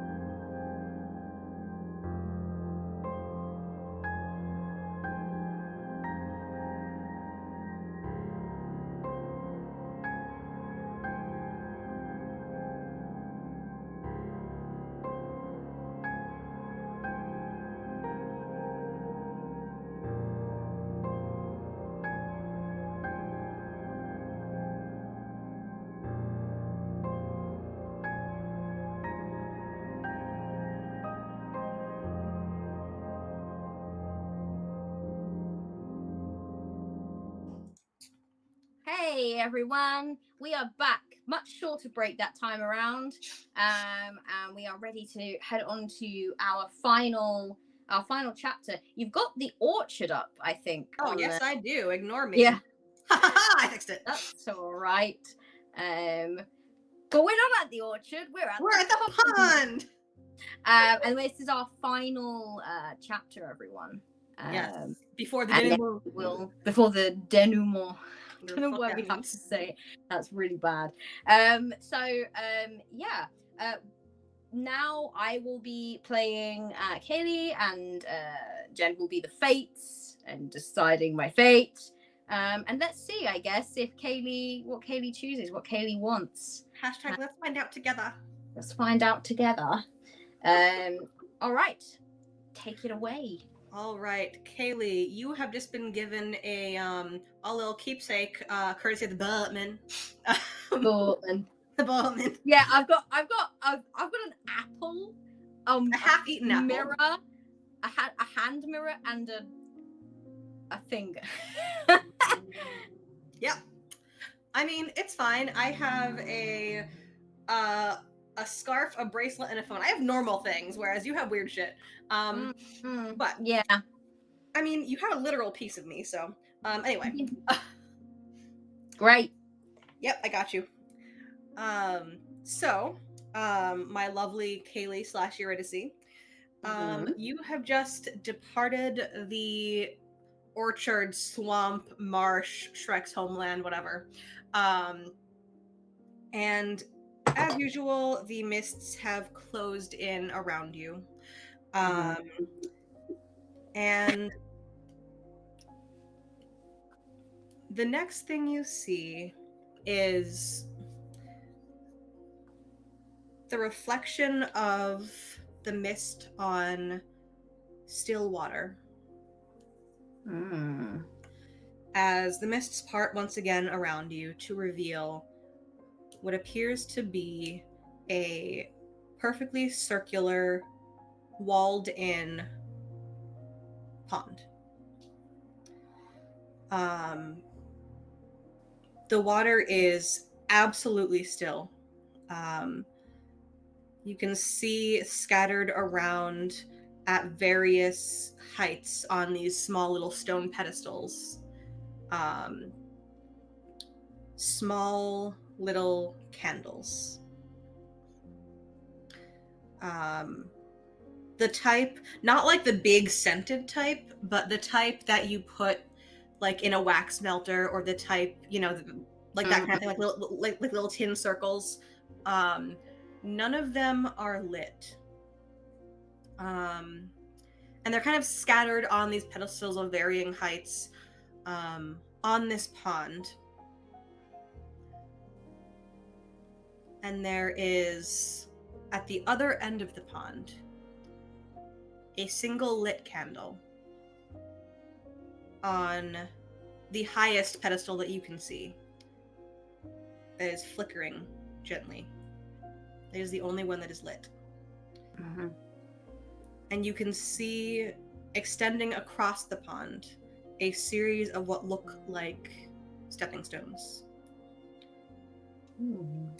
It doesn't seem like they're in a straight line. They seem to wind around each of these candles one at a time until they finally lead to that final candle on the opposite side, beyond which you can see this wrought iron gate, similar to the one that you saw first in your meadow. All right. I think the first thing she wants to do is there anyone here? Not that you can see. I think she'll call out to see if anyone answers. Okay. Hello? Anybody here? Is there a move that you want to make, or are you just calling out? Because I could see an argument for Pierce the Veil, but it's up to you.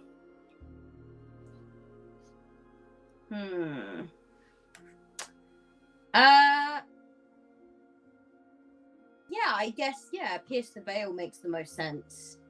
What am I not seeing here? Because I don't see a person. I don't see all of these other places that I've been to. There's been some person that I've had to face or take a test from or do something. So there's no one here to explain to me, where are my instructions? Okay. So I think that I think she's gonna just generally try to get a vibe for the place, but she's looking to see if there's something that she's missing, basically. So yeah, I'll pierce the veil. Go ahead and roll that philosophy. You're good at philosophy, right? Yes. What is my philosophy? +1. Hold on. I always forget. Oh, I had your one up then for a second, and I was like, minus what? No, it's +1. No. 9. I got a 9. 9. Okay. So you get one question. All right. I think I'm gonna just go for a very generic piercing the veil. What do I see now that the veil has been parted?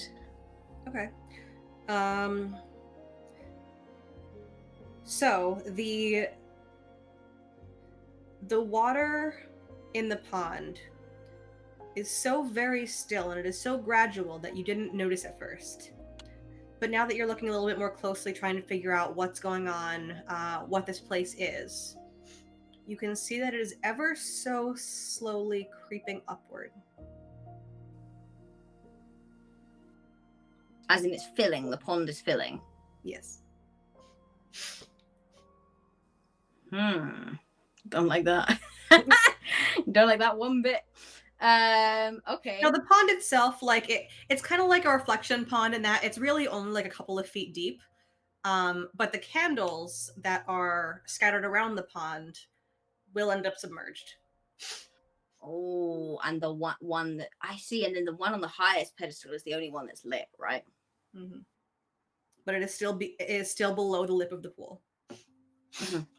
Mm-hmm. Okay. That is ever so slowly filling up. Okay. She will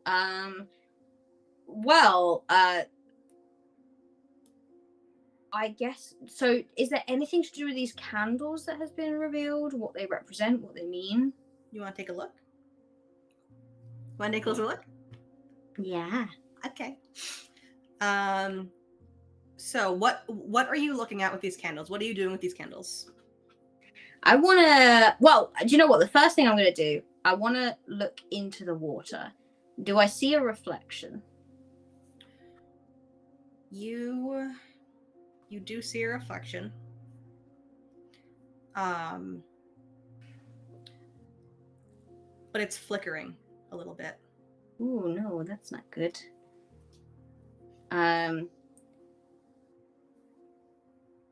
Okay. Then with the candles,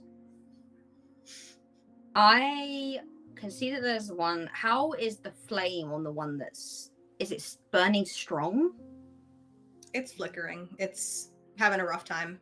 It's not the kind where it's like there's a wind and it's flickering because of the wind. It's kind of approaching the end of its wick. I see. Does it look, I'm going to go over to that one. And does anything happen when I touch it? Which one? The one that's lit. Okay. So as you make your way across, you are going to have to take the stepping stones to get over to that other candle. That's lit. I'm gonna have you prove your love. Okay. We're not going to worry about why. Yes, I am doing something a bit risky here. But yes, go ahead and roll with passion. Walking right on over there. Passion is not my forte. However, I did roll a 10, but I think that passion might be... Oh, passion's a straight 0. Okay, so it's poetry that's not my forte. You fucking love it. Okay. 10.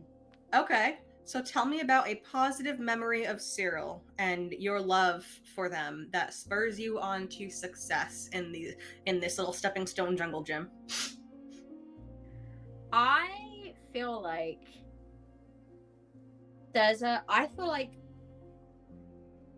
it was when things were starting to become difficult, but there's this moment where as she sort of steps on these stepping stones, she begins to walk across them. That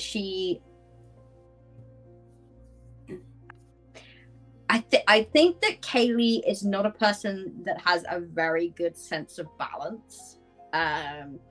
It's not like what she's good at. So she kind of started to walk across them, and maybe she sort of slightly stumbles, or she's trying to be careful so that she doesn't fall in. And she remembers a time that maybe it was just after her first argument with Cyril. And there's that kind of like lingering tension that you have after an argument where you're trying to act normal around each other, but you know that you both said some things and that's difficult. And now how do we get back to how it was? And the day after, they had gone for a walk together, and there was this sort of like route that they always take, and it involves this going over like sort of hopping over a wall essentially, and normally when they go on this, it's all like laughter and love, and he'll like help her up onto the wall and help her off, and as they start to walk towards this wall, that tension is enough that she had begun to feel like maybe he's not going to help me over this wall this time because he's still angry. And they'd got to this wall, and there'd been this slight pause, and then he had offered his hand, and with that big smile on his face, and it was almost as if the argument was forgotten in that moment of just like, oh, we made up. The relief that she felt of just, oh, okay, everything's going to be fine. And obviously that was only the first time they argued, and it happened again and again and again and more. But every time they went on that walk there on after, he always still helped her over that wall. And he always took her hand. So I feel like it's just as she's going over these stepping stones, she has a moment where she almost stumbles, and she can almost feel his hand on hers, like his finger, her, and yes, she's got a finger. No, the finger's safely stowed in a pocket, of course, and she kind of stumbles, and she is caught by him, but metaphorically. Okay. So you are able to make your way over the stepping stones, and you do it more quickly than you would have expected. And you said you touched the candle? I would like to touch the candle, or at least like sort of not necessarily pick it up and everything like that, but just sort of touch it, because I remember, like, you know, biting the fruit, it gave me an impulsive sensation. So just if I touch the candle, maybe I can glean something of what it represents or what it does, but just by interacting with it, basically. Yeah. So amusingly enough, you kind of hung on your way across the pond. You hung on to the memory of the unofficial making up point after your first real fight. And you reach out and you touch the candle. And I swear to God, this was written before you even said any of this. What comes to mind is not that moment when Cyril had helped you over the wall, but the moment when you came home for dinner after work, and Cyril had actually made one of your favorite dishes and had taken the time to set the table, cook for you. And when you walked in the door, they had said, okay, we have to talk about it. And you briefly remember the feeling of when you actually talked it out, not just the nonverbal I'm not still mad at you, but the actual verbalized let's talk out our first real fight. And the relief the both of you felt when you realized it's just a fight, we are stronger than this.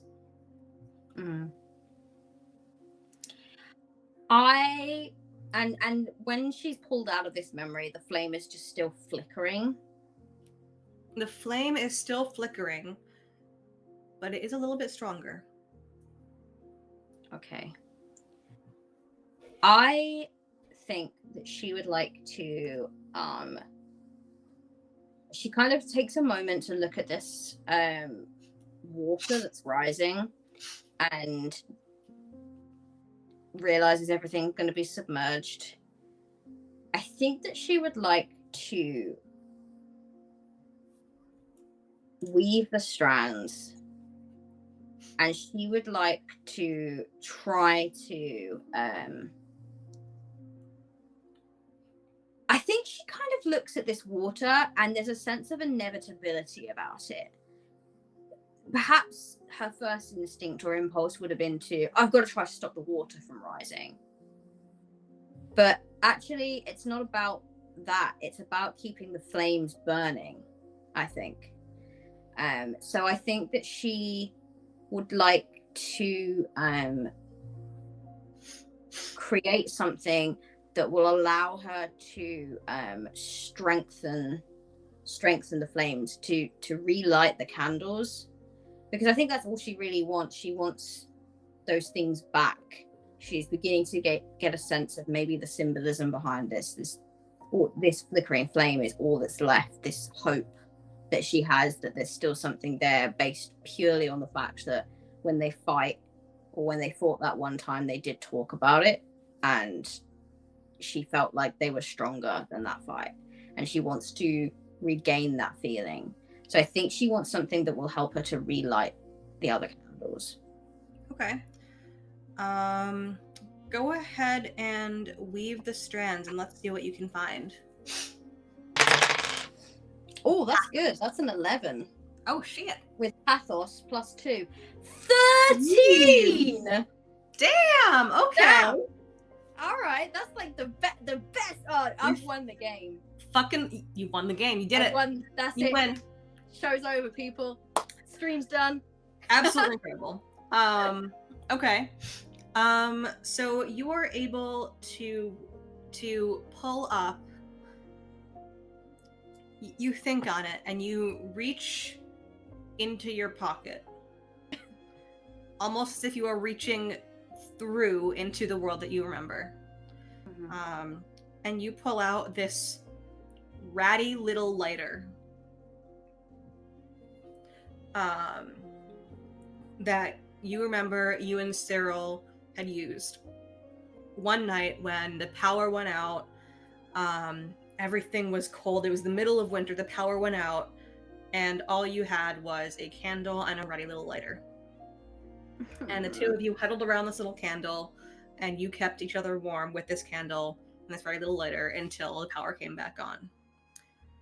So you have a ratty little lighter with little capitals at the beginning of each word. Ratty little lighter. Yes. I will write that down right now. Ratty little lighter. I have a ratty little lighter. Yes.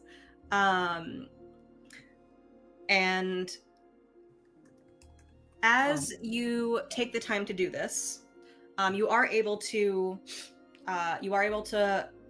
create this lighter. The water is getting dangerously close to the first candle. Mm-hmm. It has all but engulfed the first candle. That is at the very bottom. Can I pick the candle up? You certainly can. So you go ahead and make your way over to that candle, and you pick it up. And I have good news and bad news. The bad news is the water has soaked through the wick. Actually, I mostly had bad news, but what you do get as you pick up this candle is a very brief flash of the first time Cyril took you out to dinner. It wasn't much because he, you know, did not have much to give, but it was a cute little fucking coffee date with, you know, spaghetti or some shit. It was your first dinner date. This was back in the honeymoon phase when everything was new and there was a lot of I love yous and kisses and general, all of the happy stuff. Yeah.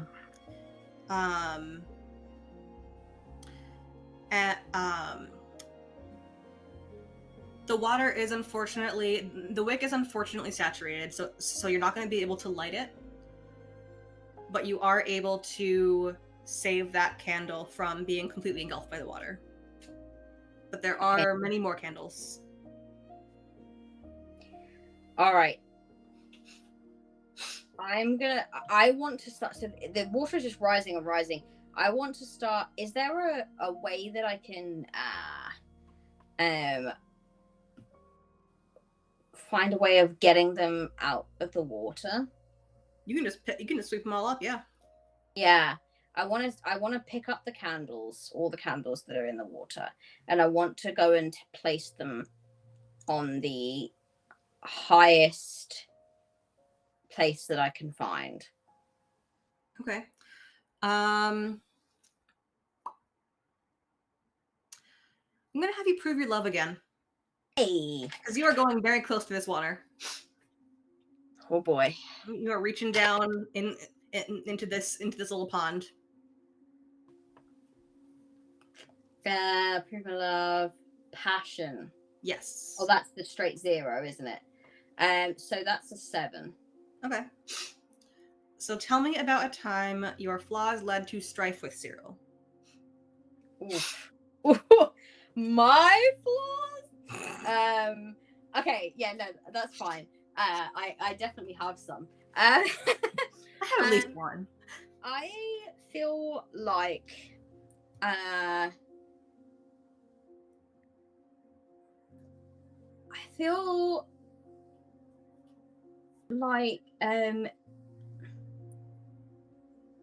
it is this, if we're continuing in this theme of the first time that they talked about it, I think that in the beginning it's always Cyril that was kind of going, you know, I've cooked your favorite meal, let's talk about this, let's talk about what happened.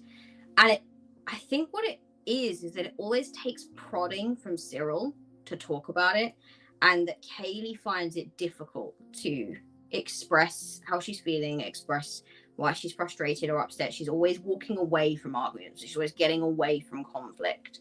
And it's almost like she wants to pretend it's not happening. So she kind of removes herself from the situation. And she tells herself it's because it's to try to break tension or to, to protect the headspace of both, or so that we don't say things that we're going to regret later.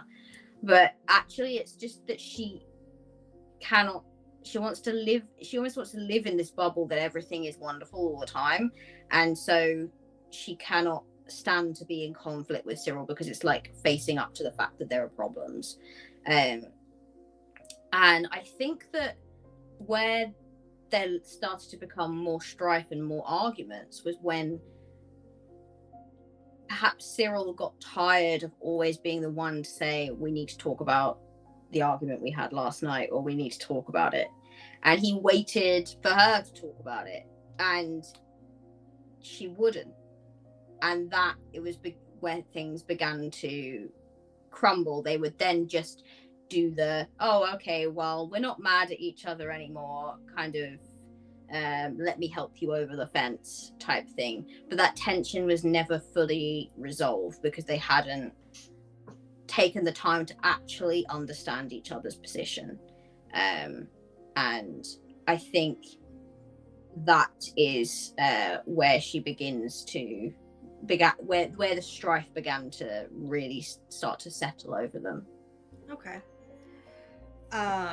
And remembering these things, it does make you stumble a little bit. There are a couple times when the memory of him holding your hand and helping you over that wall does falter. And the first couple of candles you go to pick up, they do slip from your grasp. And a couple of them go tumbling into the water.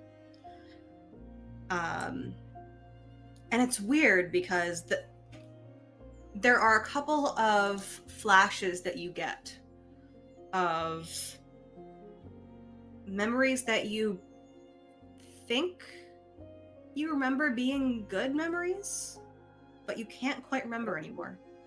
Oh no, this is not good. This is not good. There are a couple that it's kind of like you could swear that you were happy once, that there was a time that there was no strife, that no conflict in the relationship. But as a few of these candles, before you really get your footing, as a few of these candles slip out of your grasp and fall into the water, you feel them slip away and you can't quite remember. You can remember less and less of what it felt like to be for your love to be uncomplicated. And you were left with more of that strife, more of that stress and conflict. You still remember some of the good stuff, but it is becoming a little bit harder after dropping a few of those candles. Do I see, so the candles that I have saved, is there a place that I can put them where they will not eventually be submerged by the water? You can make room on that final pedestal if you want to. The final pedestal is still eventually going to be submerged.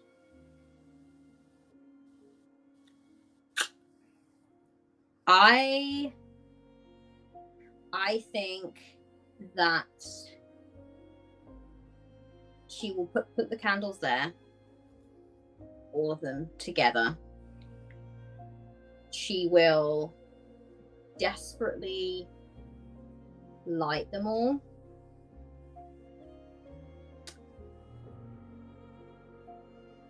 And I think that she would, well, first of all, I want to see if there is something that I am not seeing. Like, is there a plug that I have to pull that, that like, does it involve me going into this like horrible water of negativity to find the negative vibes, to find a way to make this water drain away, even if it means having to sort through the muck and actually get to the root of the problem? Go ahead and pierce the veil with that philosophy roll. Philosophy. Oh, that's not bad. That's not bad. What is my philosophy? I always forget this. +1. Well, that actually is very helpful. So I rolled a 9, but +1 is a 10. Oh, shit. Okay. Well, there's a cat walking by me. Go ahead and ask 2 questions. I get to ask 2 questions.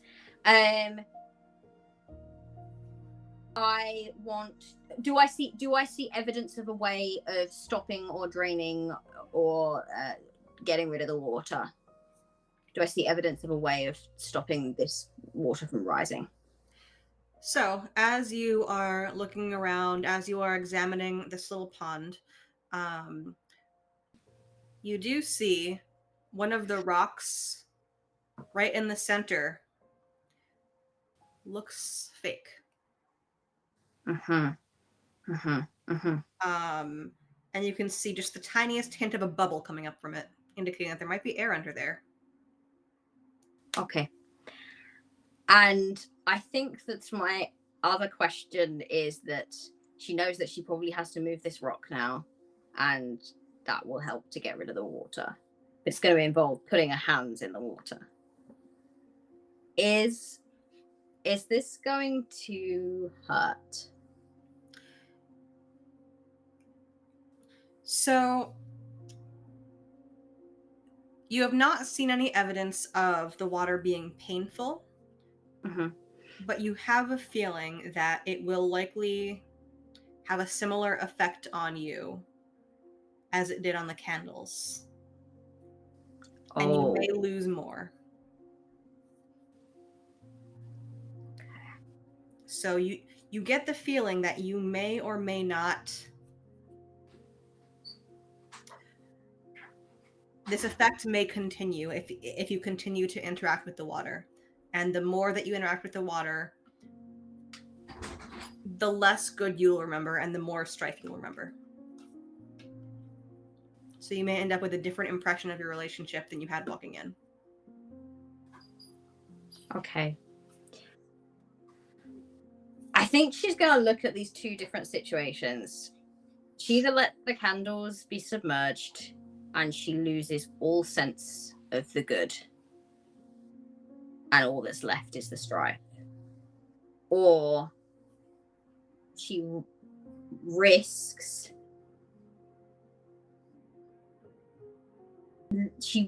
like she allows herself to try to save the good by risking having to confront the strife head on. And I think that she will do something that she does not normally do, because she normally walks away from confrontation. And I think that she looks around and she can kind of see that she has allowed this to happen.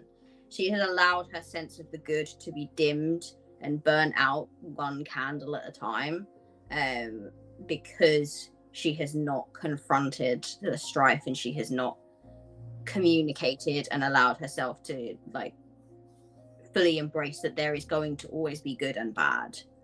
And I think that she will take a significant risk, and she will plunge her hands in the water and she will try to move this rock. Go ahead and roll with passion. Mm-hmm. How far will passion take you? All right. This is passion. Oh, passion is a straight 0. So this is a 10. Oh, okay. So I know I've been doing a lot of this. Describe a positive memory of your love that spurs you on to success. Doing an awful lot of this. Gosh. Oh gosh, gee willikers. Gosh. I think that she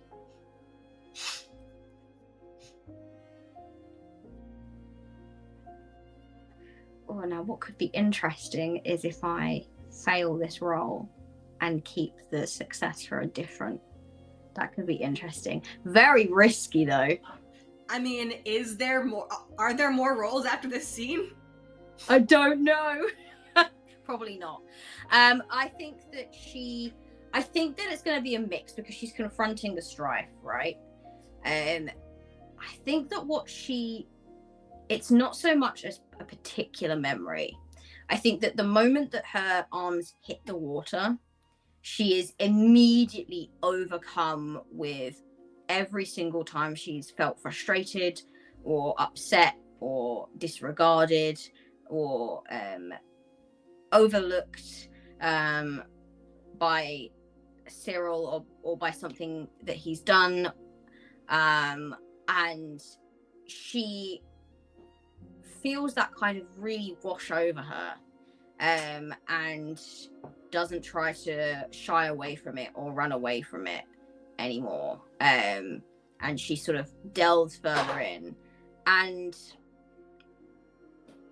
she fights back with it almost. I think that she is almost sort of saying out loud to herself, she'll be hit with a memory of some kind, of Cyril getting frustrated at her or shouting at her, and she will fight back with, but he did do that thing, or it's just kind of a series of memories, I think. All the times they've argued, all the times that he's lost his temper, or just something that seems frustrated, and she tries to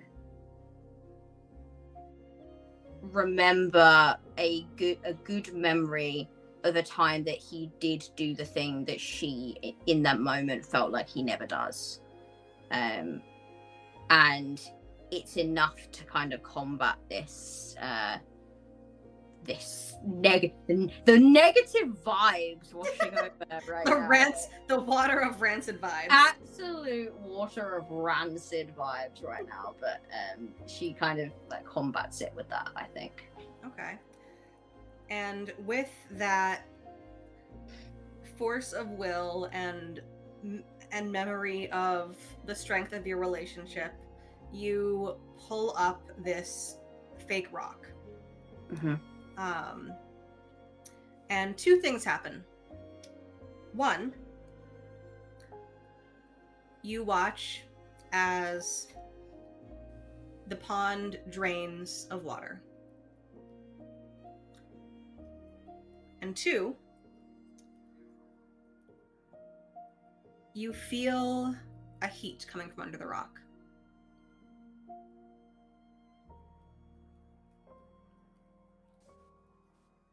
Ooh, okay. I would like to investigate that. What is that heat? And you see a final candle nestled in the rock. This one is burning strong.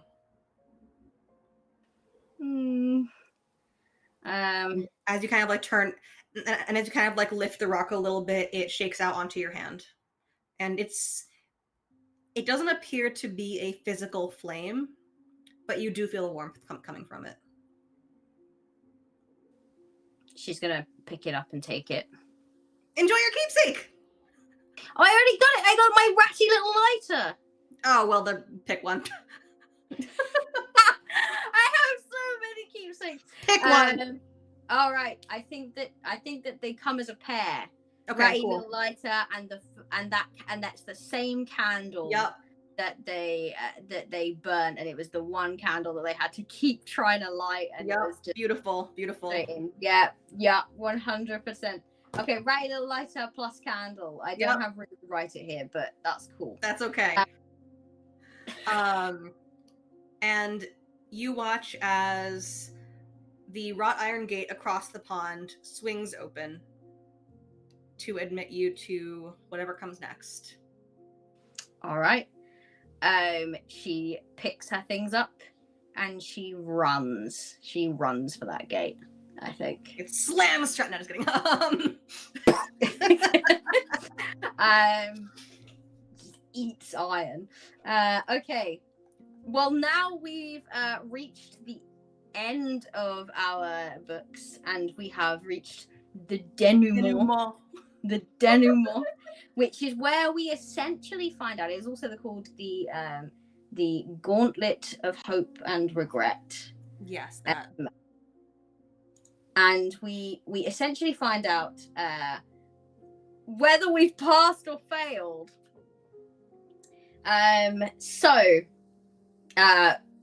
We take turns describing 8 short memories, 4 for each player, that occurred during the course of a character's relationship. We must determine whether these positive and negative. We should first look to see how much harm each of our characters has based on a psyche spindle. So you have 3 harm, and I have 1 harm. Mm-hmm. The number of harm is directly proportional to the number of negative memories that the character will experience. So if Cyril has 3 harm, you have 3 negative memories and 1 positive memory. However, if either character has keepsakes, they may use the keepsake to heal 1 harm and replace a negative memory with a positive one. Now, I think that we have well over enough keepsakes to get rid of all of the negative memories, actually. I think we did very well. We did very well. I think that we possibly underutilized harm a little bit, but that's fine. That's okay. It literally did say in the book, if in doubt, inflict harm, and we were like, we did roll quite well as well.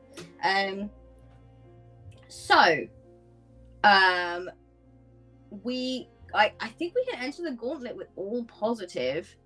Yeah, we do. And then we should take it in turns. Say, hey, do you remember when? And basically say a positive memory. And then after that, do we roll? No, we prisoner's dilemma it basically.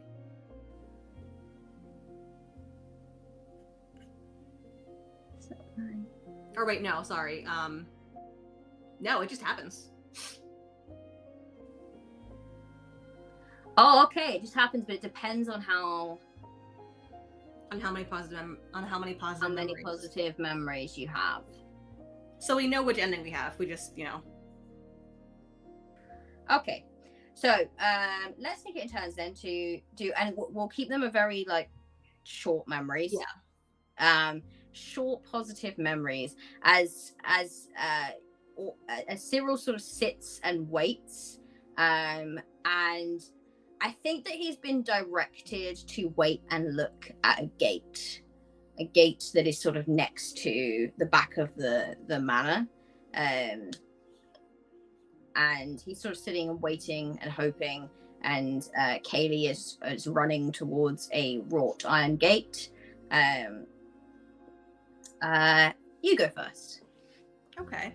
The book says you should start with "Love, do you remember when?" I don't know if I can do this with a straight face. You don't have to. You can just say, "Do you remember when?" Do you remember when we made an entire feast out of the most basic sandwiches, just bread and a slice of meat and a slice of cheese, and we pretended like it was the grandest feast in history? I do remember. We had not accounted for our budget well that month, and we realized that we had very little food left over and that we didn't have enough in the budget to get any more, and that we were going to have to make that last for a while. So we made lots of different sandwiches, and we had a good old laugh about how we were at exactly what the correct meat to butter to bread ratio was. And it became something of an experiment for us. And you attempted to use a knife to cut the bread into fancy shaped sandwiches. There were hearts and stars and all sorts. Do you remember the... No. I knew you were gonna try and do some fuckery. Do you remember when the first time that we went camping, and we sat and watched the stars and gave them names? I do remember. It was after, I want to say, our third date, and we found out that we both enjoyed watching the stars, and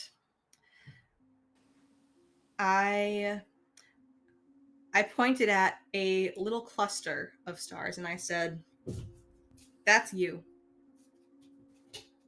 And you thought it was the funniest thing in the world. Because it was just a shapeless cluster of stars. Trying to be romantic.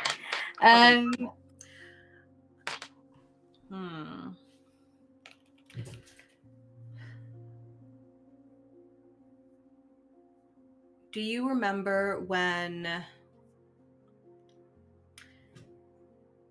I wasn't feeling well, and you went out in the dead of winter, in the cold, in the snow, just to buy my favorite tea and bring it back to me. Mm-hmm. I do remember that. And I remember that in my haste, what I had actually brought was your least favorite flavor of tea. But you were so enamored by the fact that I had rushed out to do so that you didn't tell me until 2 weeks later when I tried to buy it for you again. And you had to fess up. And you put on the bravest face as you drank it as well. I just thought that you were sick, and so it just didn't taste how it usually tasted, but it was actually because you couldn't stand what you were tasting. Do you remember when we sat together and I was upset because some of my friends had been unkind to me in some way and had frustrated me, and you had already written me a song for myself which you had taken to kind of playing in the background when I would air my frustrations about other people to you to try to calm me. But you began to play these silly tunes and told me that they were to represent my friends. You played this sort of like clunking, awful, discordant melody, and were like, that's Gabriella, and just try to make me laugh. I do remember.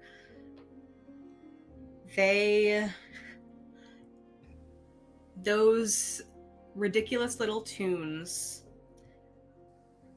I actually later adapted into a whole medley of what I called the circus melody that I would always play for you whenever you got a little bit frustrated to make you laugh, because it always reminded you of the fact that you honestly, you just had so much prettier of melody that they did. I'm running out of fucking memories. So many fucking if you like, because it's really just 4 more positive memories. We can stop it there if you like. I'm good to like just say insert. Do you remember when proceeds to say 4 other lovely memories? Insert 4 more memories. Insert 4 more memories here. All right. Just in the interest of time as well, I think. Okay, so I'm trying to see which ending that we have now. Ending B. Yes.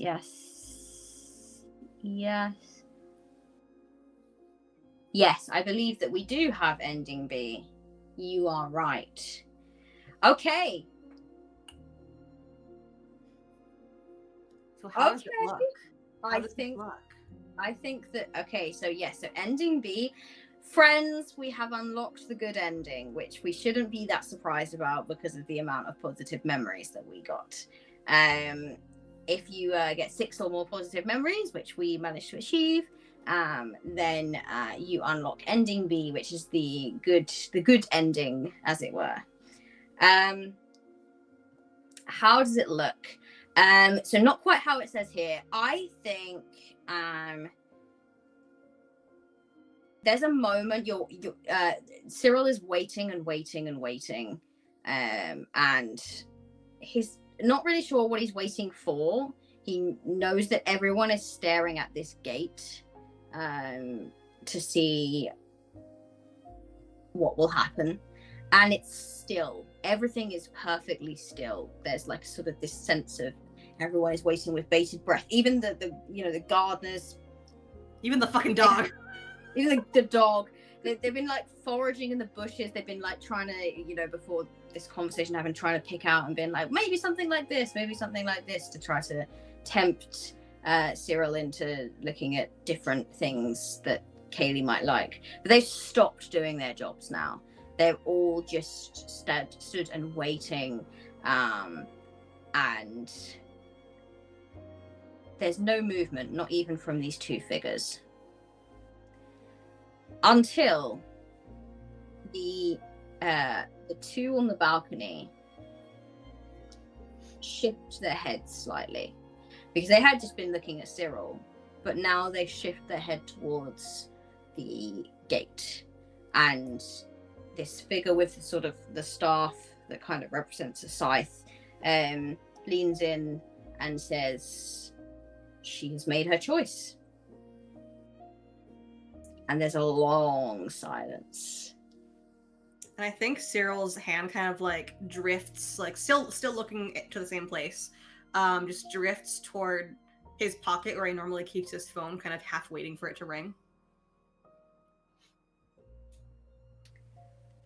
And I think that what he notices, it's the same pocket that he slipped her phone into that she had given him.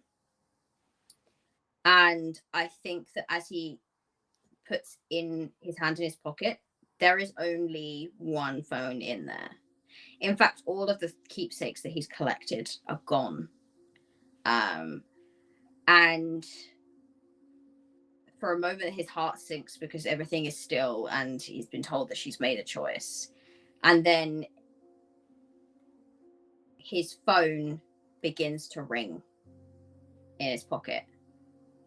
And as he blinks, he opens his eyes, and suddenly it's the middle of the night, and he's back in camp in his tent, and his phone is ringing, and it's Cyril's face. It's that beautiful melody that he composed for her sort of playing out loud, and Kaylee's face is lit up on the screen, and it just says Kaylee is calling, or butterfly is calling. Butterfly emoji. And I think he immediately swipes to answer, puts the phone to his ear, takes a deep breath. Hi. And I think there's a long pause, because for Kaylee, she went to that gate and she touched it and she opened it, and suddenly she stepped out and there's this beautiful meteor shower, and she's not anywhere that she remembers before, but she can still half remember. The memories of everything that's just happened to her are starting to fade away, but she can still half remember it, and she knows that this is a bigger moment than the last time that she experienced this. And she stands on the rocks and she looks out and she sort of just breathes with relief, that sense of compounded relief that she kind of remembers feeling all of those times in all the different trials that she felt, that she faced. And she's so relieved to hear his voice, that she just says, I'm coming back to camp. Look outside. Watch the meteor shower with me.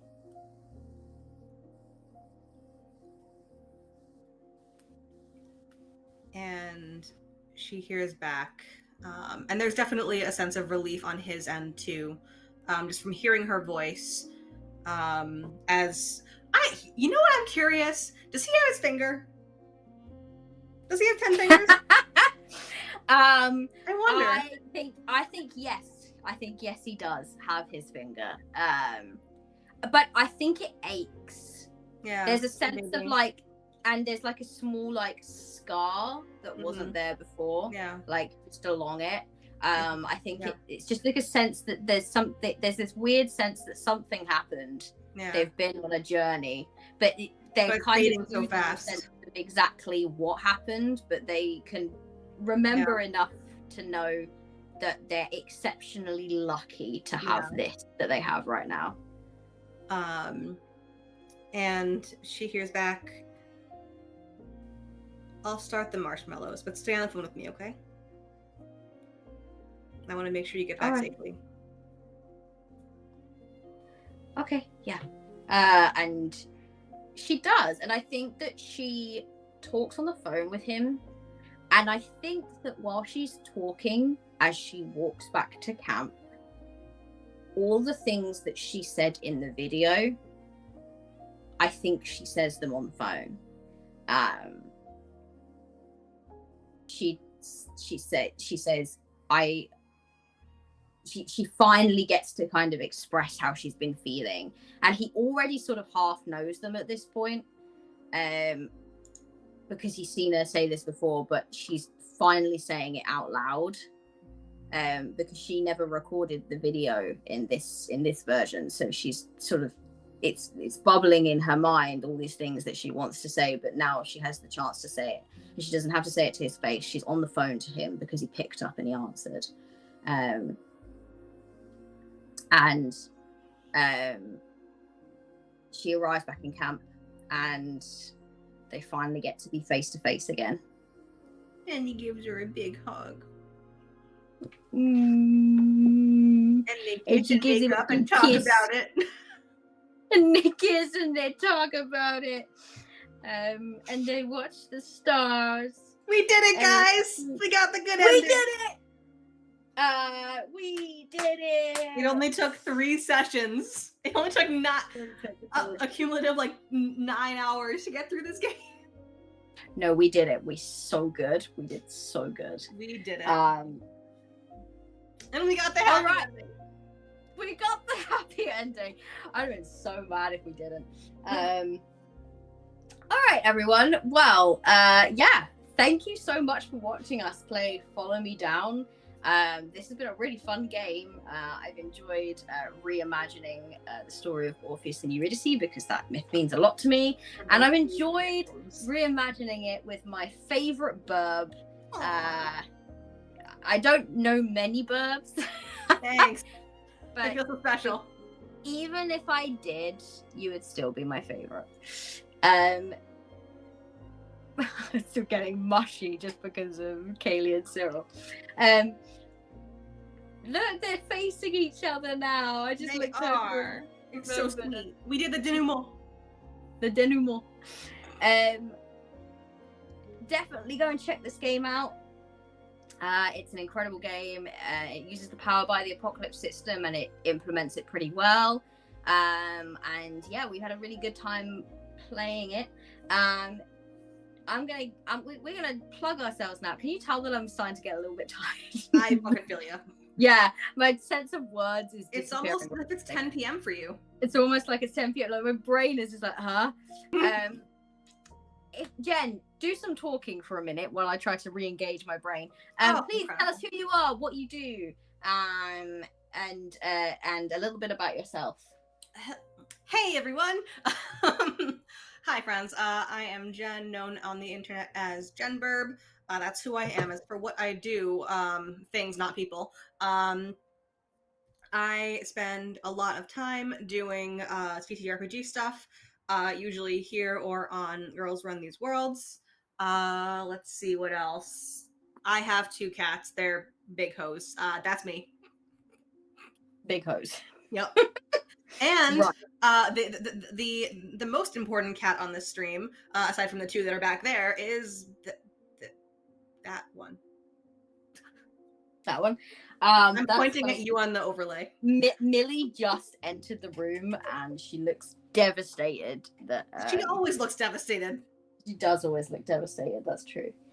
Come on then. Hey everyone, I'm Kat. I'm otherwise known as the Law Mistress, or Law Mistress 93 on pretty much all socials. Don't start. I'm getting mocked again. I will not have it.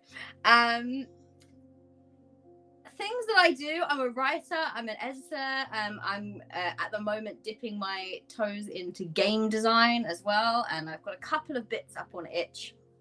And I am currently in the process of co-designing a game with Hatchling Games called Argonaut. It is a sci-fi times mech times Greek mythology combobulation, and I'm very excited to be working on this game. So I'm going to just briefly mention that. But the big thing that I'm going to mention is that this Sunday, finally, Theros is back, baby. Therosian Odyssey is back. We had our first 2 seasons over on Girls Run These Worlds, and we are obviously very grateful for the for that start in this incredible series. But we will be playing now for our 3rd season, Isles of Uncertainty. I had to think about that. I had words again. Isles of Uncertainty, season 3 of Therosian Odyssey, will be starting this Sunday. The first sessions will be individual sessions, solo sessions with each character as they make their way through a sort of dream that we briefly touched upon at the end of season 2. They will be diving into a little bit about themselves and their backstories, and you will get to reintroduce yourself and reacquaint yourself with these characters, or meet them for the first time if you have not been watching beforehand. But you can find the old VODs for it over on Girls Run These Worlds YouTube channel. If you think you have the time over the next 48 hours to catch up completely, which I don't think that time though really is an enigma, so you might. I'm very excited to be playing this game again, and it is going to be my first session. It's going to be with. Am I pointing the right way? Am I pointing the right way? No. This way? Yeah, that way. Yep. Yeah. There we go. With Jen Burb. I'm so good at this. Jen Burb down there. Up there. And Jen plays Australia. So can't wait for that. I think that's all I've really got to plug for now. Anything else you'd like to add, Jen? Durkle. I got nothing. You got nothing. Great. It's very Durkle. All right then. In that case, we will bid you all a cheerio. Happy time zone, everyone. Stay safe. Stay happy. Stay fresh. Stay fresh. Bye.